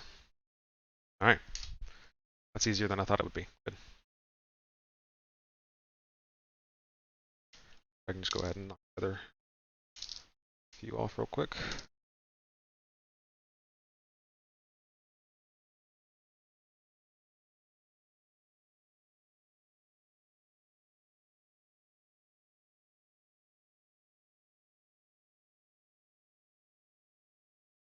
Interestingly, I'm curious as to why one is much more built up like this than the others.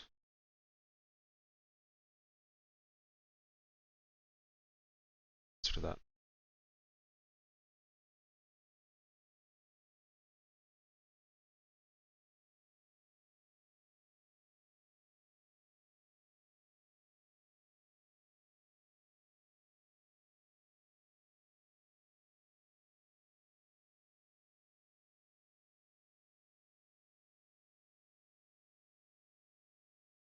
It's kind of neat about detail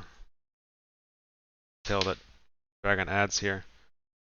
These bolts here are actually going to be on the back side of these axles. You're not going to see them unless you flip the tank over. They're there. It's kind of cool.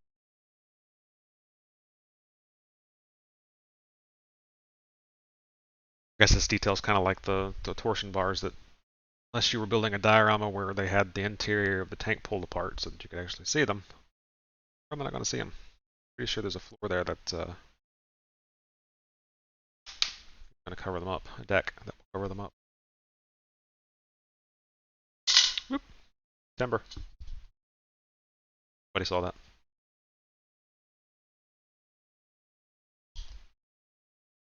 Good news is it's plastic.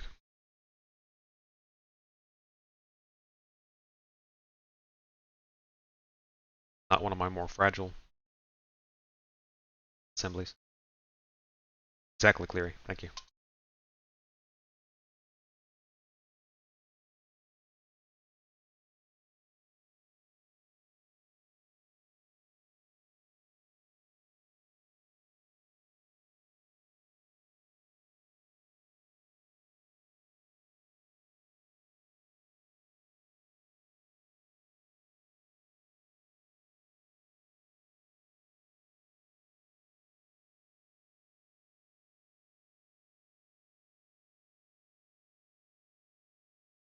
honest, I thought I'd get further today. Said a couple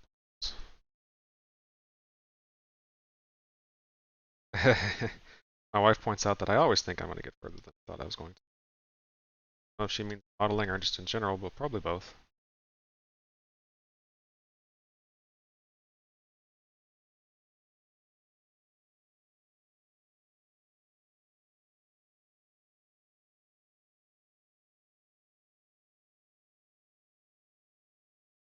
Alright, so now we have another one of these hydraulic cylinders or whatever to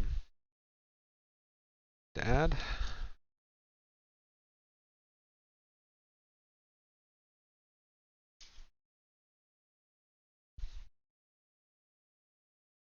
I can at least finish the first few steps, I'll call it a happy day. Probably call it a happy day either way.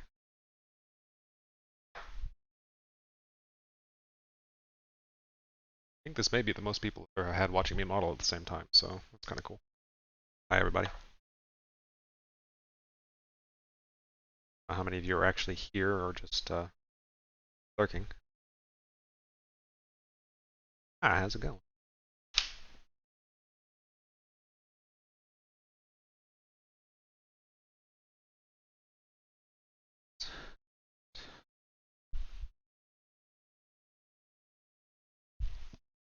Looks like they've given me.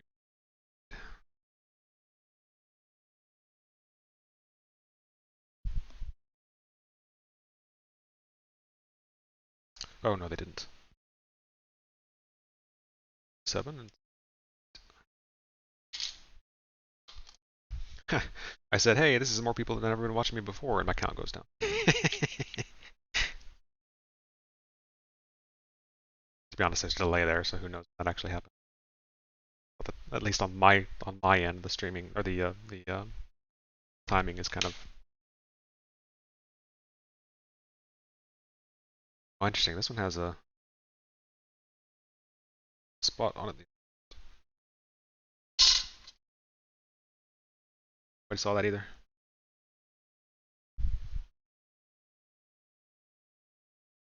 I think that must have broken off in transit. That looks bent. That makes a lot more sense.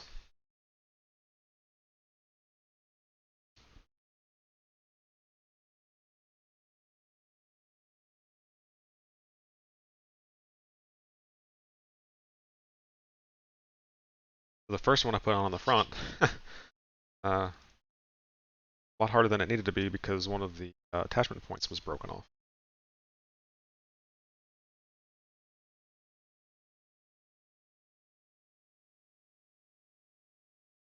A rare occurrence, but it didn't happen.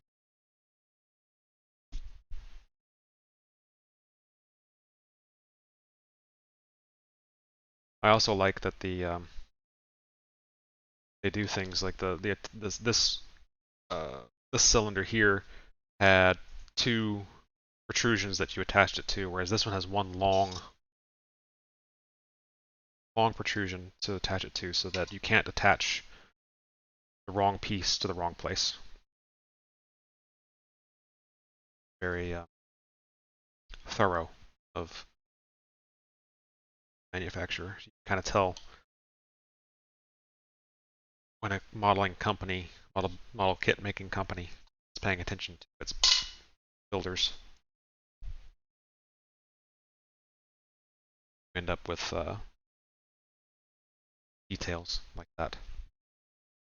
Alright, so let's do the other side. The other side front needs to be 37.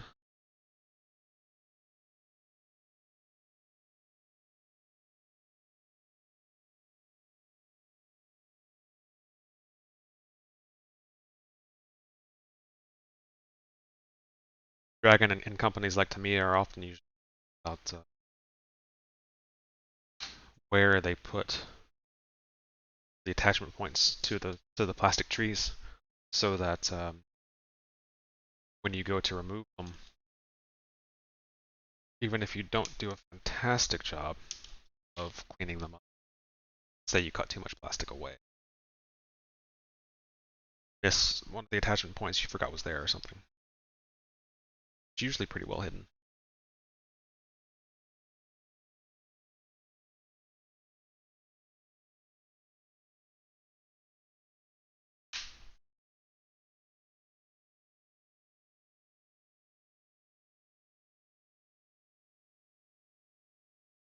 Ah, but I can't put these on yet because I didn't add the other torsion bars first. That's a problem. I looked at it and thought, why don't I have a place to attach this? Yet. Here's a cool little detail. It'd be hard to see. Those are wing nuts.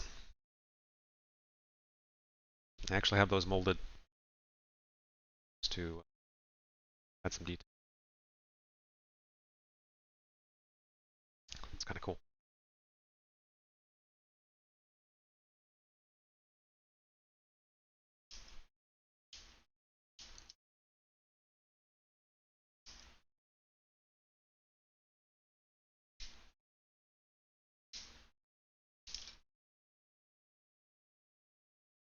Everybody's got some nice weather. It's actually kind of warm here today, but then tomorrow I think it's going to be like 20 degrees colder.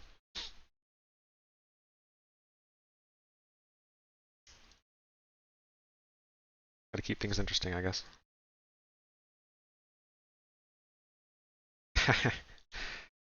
Yeah, it is a little toasty. I just dropped something. The first drop of the model build. There we go. At least it was something big. Yeah, it'll be nice here tomorrow, Cleary. Which is good. I've still got to finish some yard work.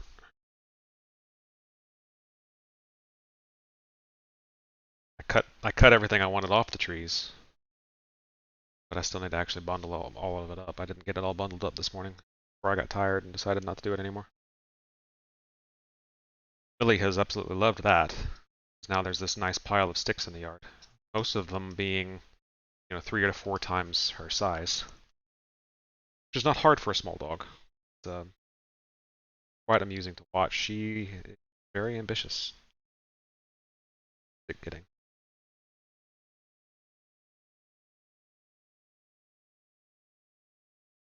I'll need to do a good job of picking up all the loose detritus.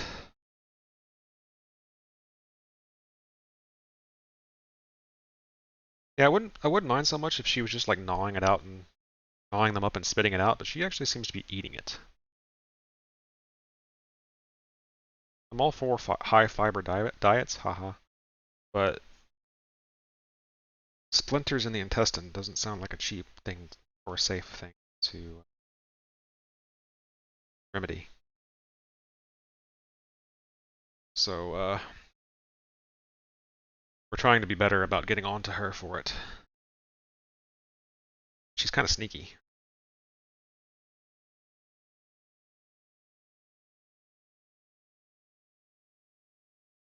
Last last dog was almost literally 10 times her size, and thought she could be sneaky.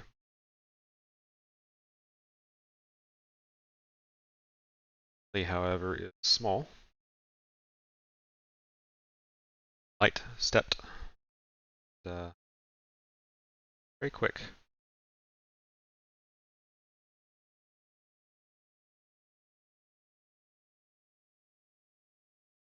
She's hearing me say her name. It's like the dejected puppy over playing. Oh, sat outside with her for quite a while.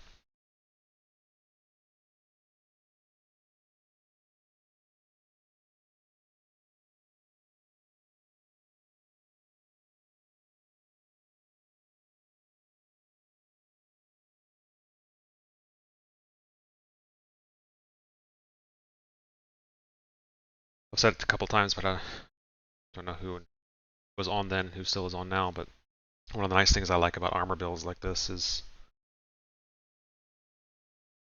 A lot of it is just assembly to start off with. You almost build the whole thing before you even really start worrying about paint. So, especially in a case like this when I'm not doing a highly detailed interior. I don't have to worry about stopping to paint something. So it makes it a little less intensive on the mind. Nice just to follow some instructions without having to put a forethought and planning. All right. So now we've got the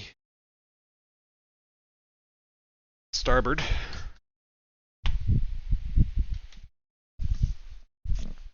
torsion bars in. So now we can add the axles.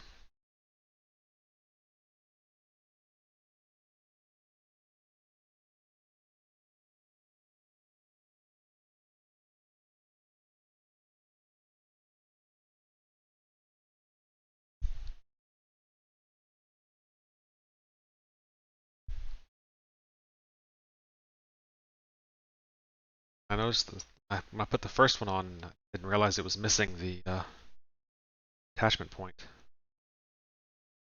I thought that it was going to allow some flexibility.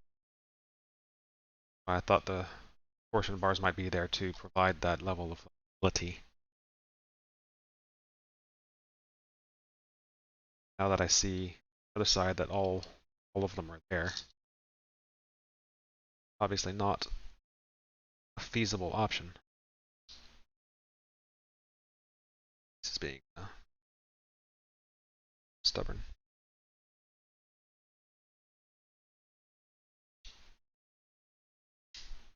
Go to your home.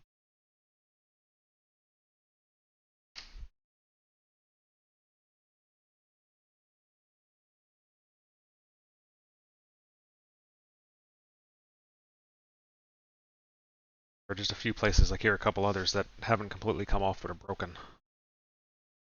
Just these very fine locator pins. Can't suffer too much impact. Whether they were damaged in the box or whether they've been damaged repeated falls, can't say.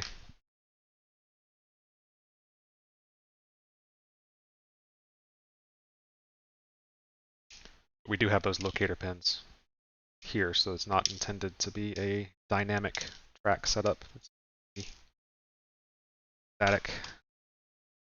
So what that means is if you wanted to build this with a diorama, there would not be able to have to remove locator pins. Which, to be honest, would be pretty simple.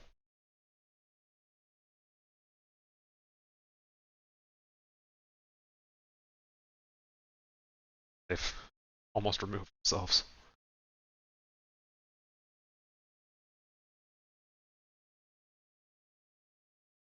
And then that would allow you, if you wanted to say, have it like sitting on the edge of a curb or on top of a unlevel surface. So that's another advantage of the link on link tracks. Is you can position it however you want. I don't diorama.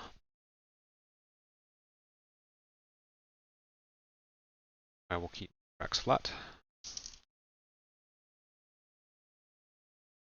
Locator pin. Nice level surface tracks.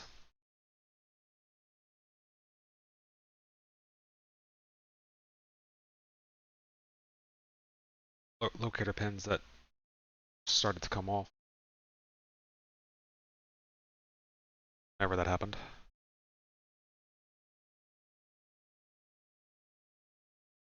attach them.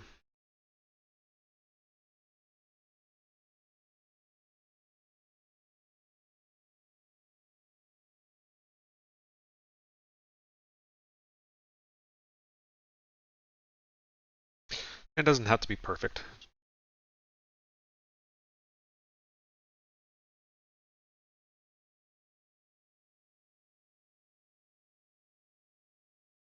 I'm not going to have people flipping over,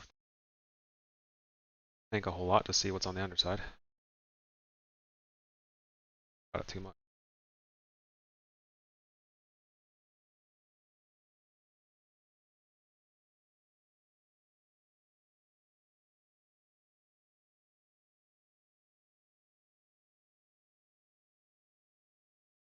Added precision is nice. Especially since I want it to there.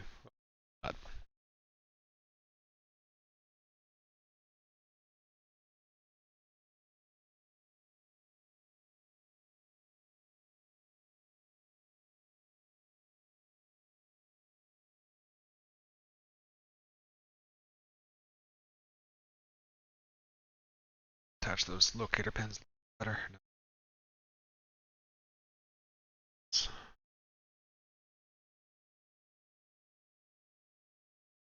make sure they're in the ground. Should. Have one more to do. With the flux cylinder.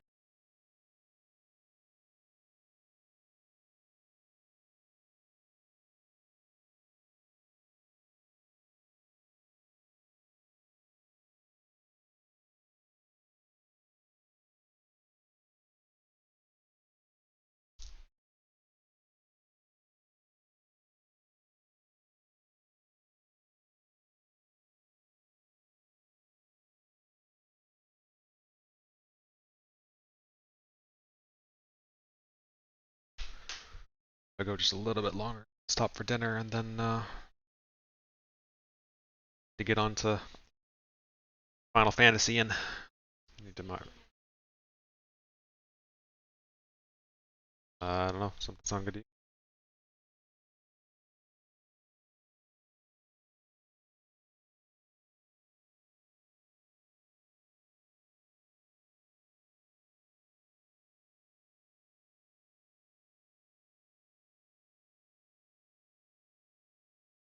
So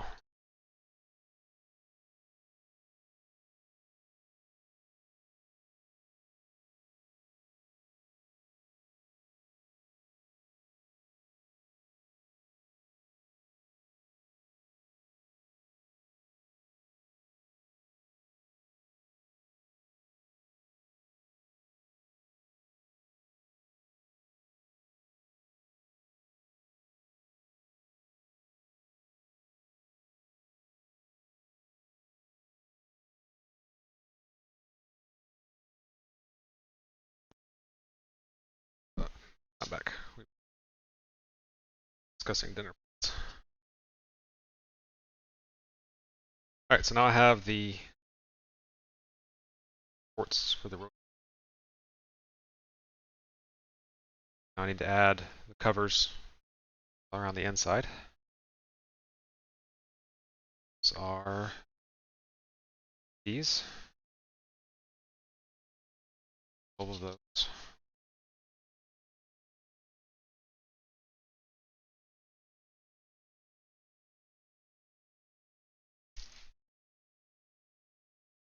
One for each torsion bar.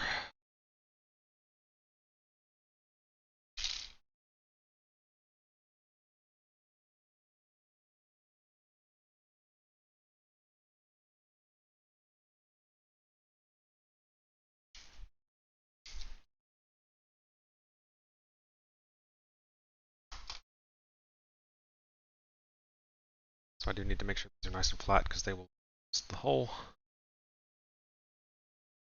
It's also a nice flat surface. Second, to make sure they are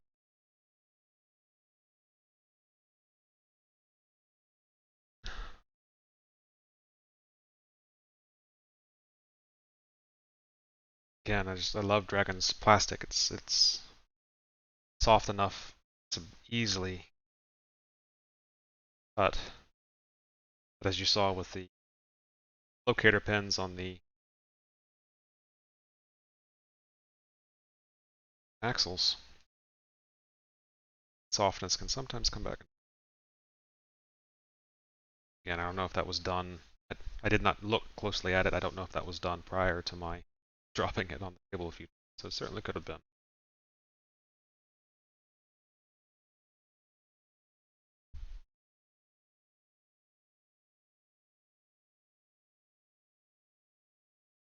Minor disadvantage to the softer plastic. I guess the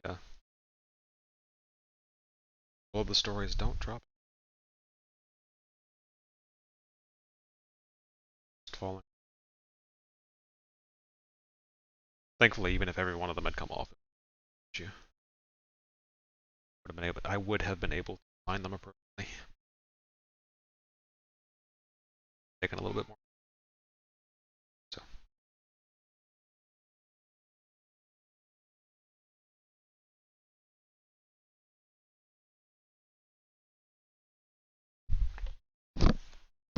Alright, so we have one of these for each of the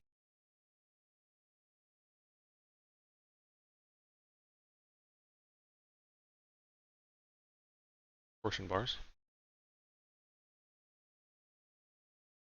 Not sure why they molded it like this.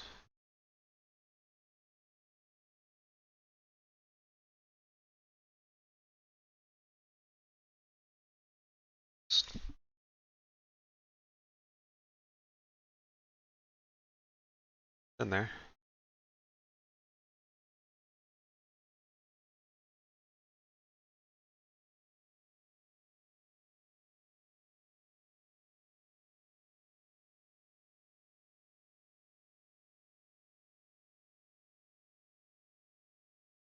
So, huh.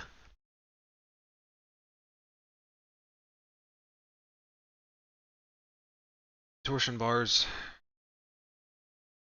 aren't actually cross-shaped. They are T-shaped. And be facing the other way. So I'm going to have some minor correction here to get this to fit right. I only screwed up 4 times without realizing it. 5 times. So it's too small for me to be able to show you what I'm talking about, but the top surfaces of these torsion bars are flat on one side but have a raised portion on the other. And I thought that was so that you position them in a couple different spots when I was inserting these to begin with.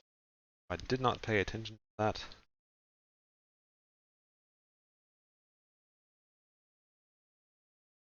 Now I find myself in a bit.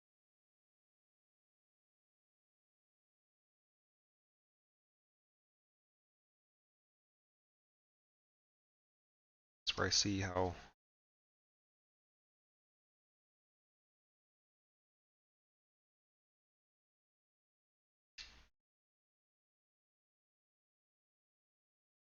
lost the locator pin.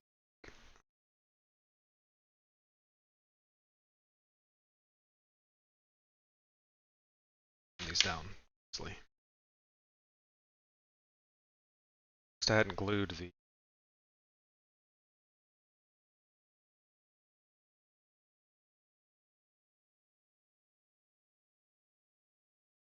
starting. My own doing though.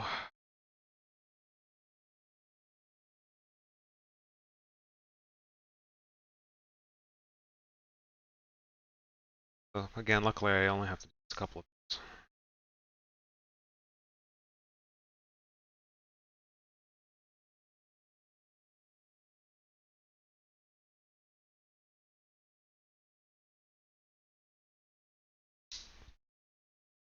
I actually managed to keep the locating pin.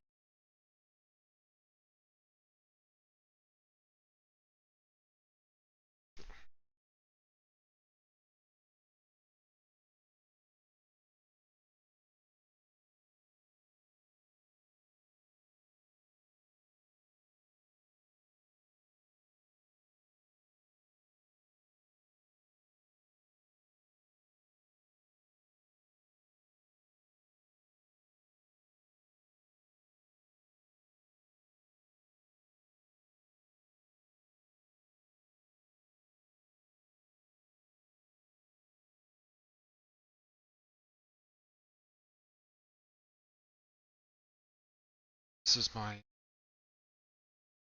mess up for the kit.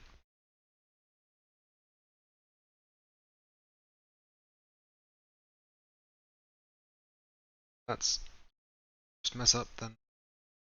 And it won't be. But it's recoverable, so that's good.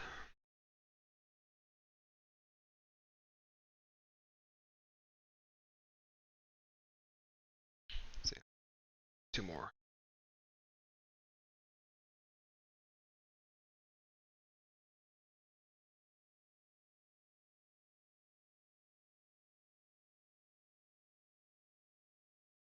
I'm sure if I had paid closer attention to instructions, I would have noticed this.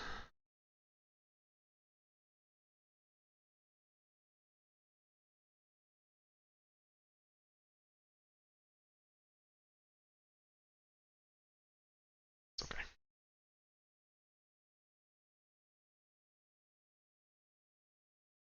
In the end, it's a fairly minor correction.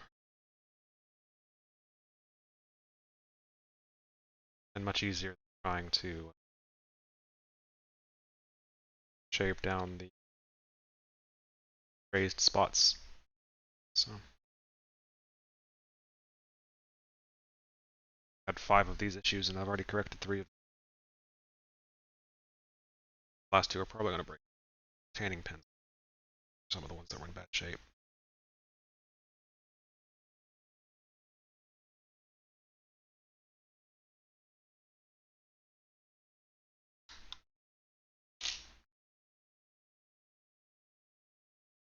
Oh, okay. Cool.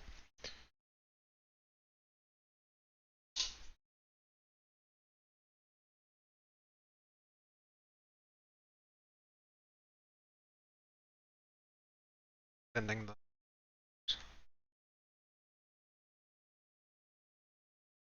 this case, I think I will just cut it off. I cannot get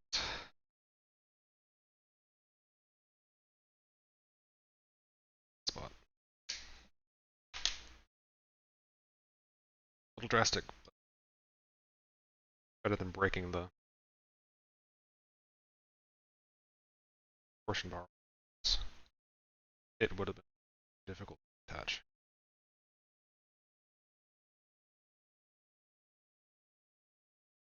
2, please.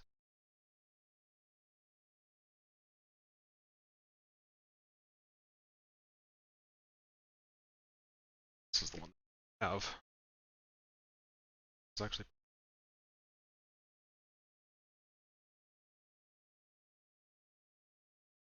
same thing. Just gonna cut this one off.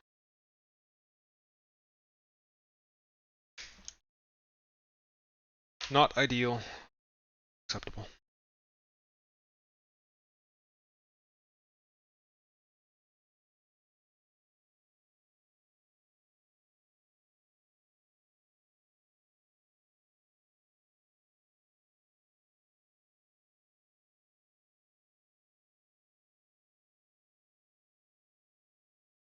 Alright, now, as we were previously trying to put the caps on. See, here's one that I had to cut off, but the cap's going to completely cover it. So, won't say no harm. Minimal harm done at least.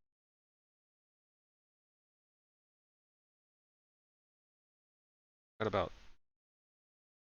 10 minutes before, so let's see how much I've done between.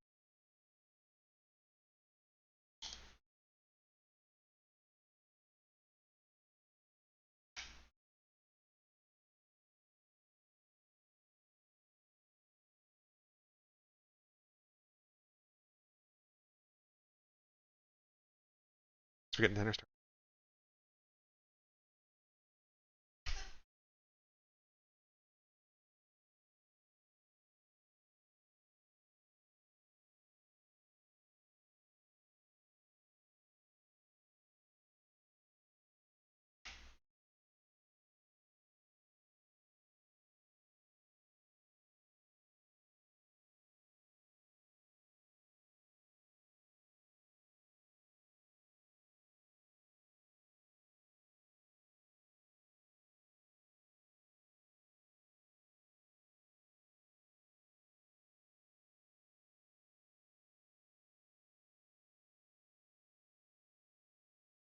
reason why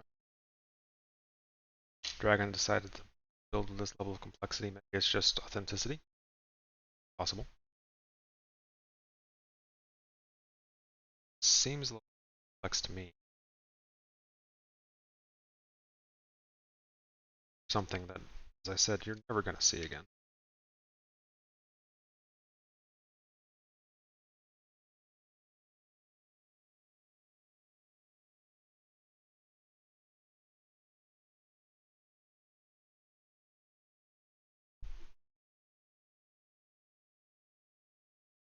It's a cool little detail, I guess.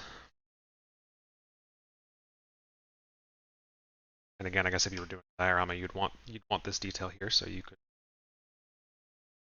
show it.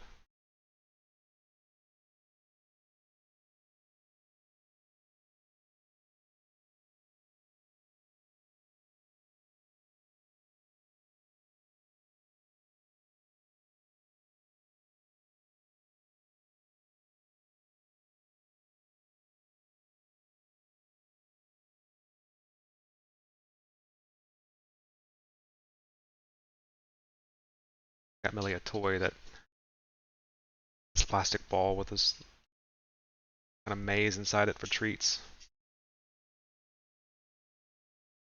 Help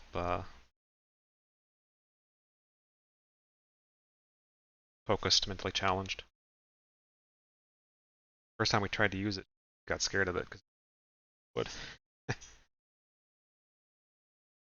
Right now it's in her bed. She's pawing at it and playing with it. Maybe she gets used to the sound of it and use it for its intended purpose.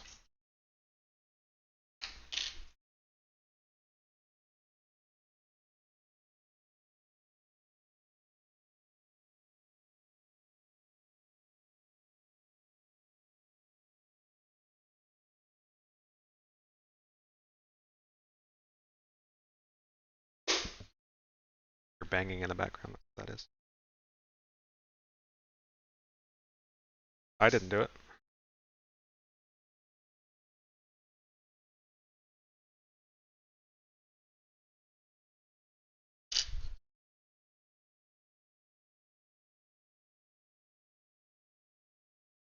Seems to be a better camera position than what I had earlier.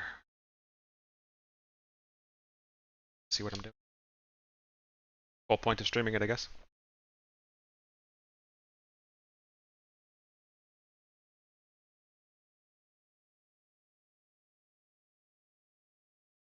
Mentioned it before. It's here now. Was here when I said it.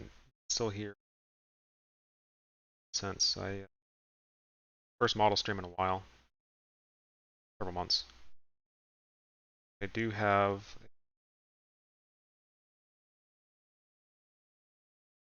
build of a Japanese zebra that is on YouTube. See it? Start to almost finish. Turns out I actually forgot to last video.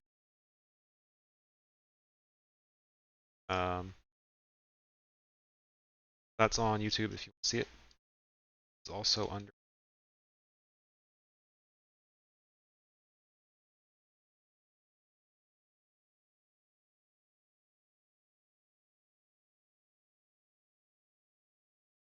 How full build comes together, and you can watch it at a higher speed if you want to get through it faster, or skip to the parts that are interesting to you. Have a section on airbrushing, for instance, which I'll do again for this when I get there.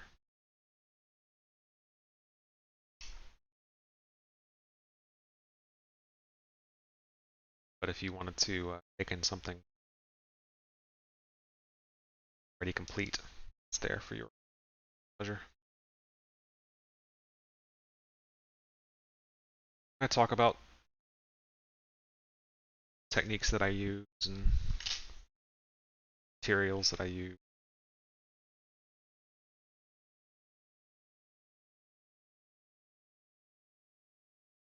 Check it out and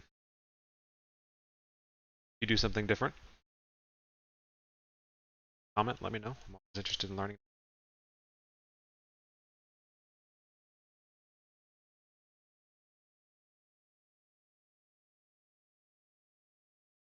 Built this kit.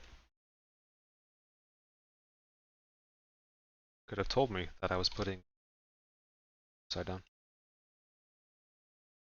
So have some watch out that you this kit.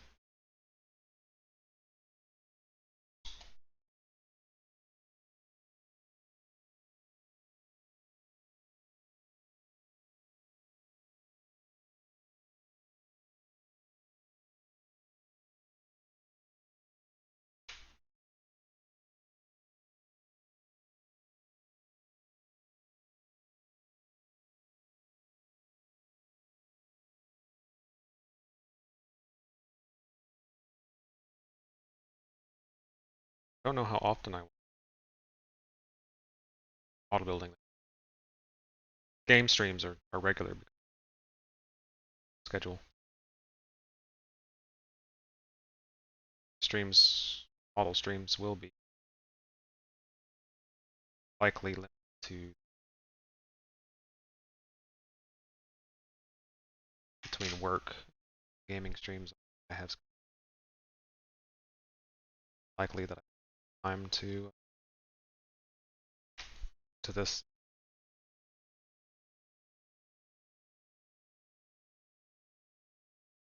This will be a weekend thing. Time and schedule allowing. So puts a lot of work on my wife. She has to take care of that. So it's her do it all. Alright, we now have the bars torsion. The road wheels built. We'll have a couple axles ahead. Alright, that's done. Some progress.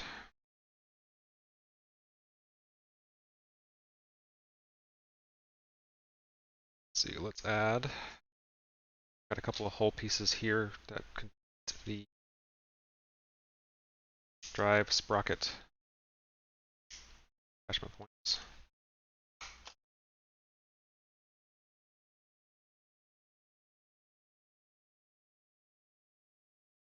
Add those. It's 14, so that is the other side. So that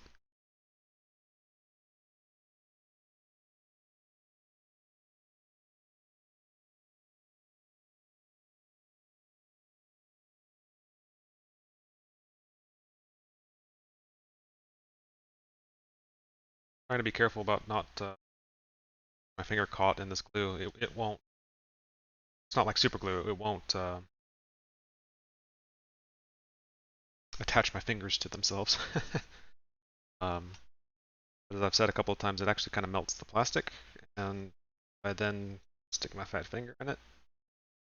It's fingerprint in plastic.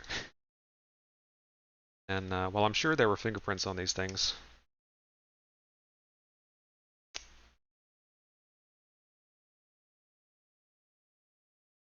doubt they were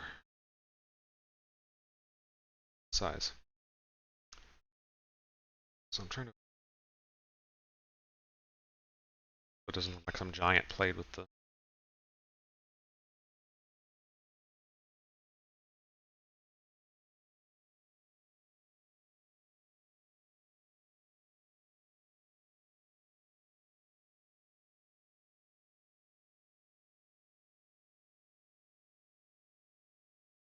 This glue gets really tacky very quickly, which is good. It gets that at the initial bite. Also be used, but it's a gap filler. I have been given a 5-minute warning before dinner is ready, so I didn't quite make it through all 3 of the steps that I wanted to do, or thought I would do. Still need to do the aft end assembly little bit left that I did not complete there, but got quite a bit done today. It might not look like it. Got the axles on, bars down, got all the road wheels on. What'll that look like when it's done? Let's see real quick. Let's drop these in place real quick. Oh, I don't have the, can't put the turn wheel on. I didn't assemble axle for it. It's fell apart.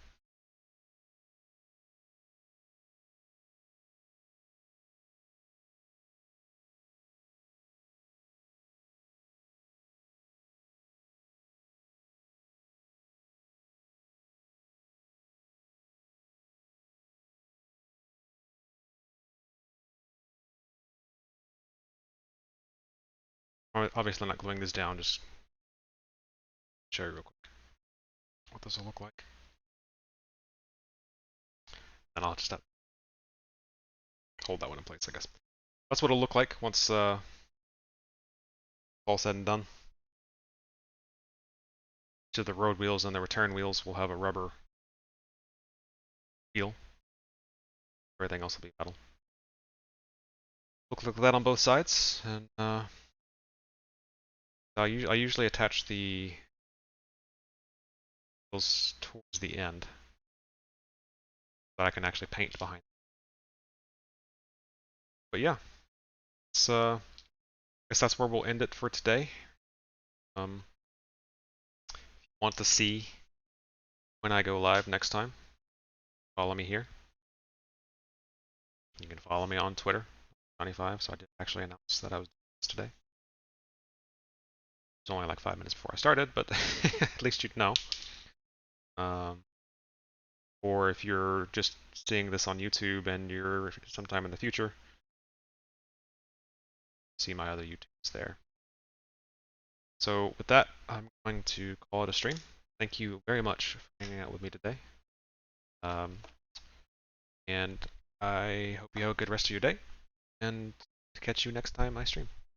Thanks.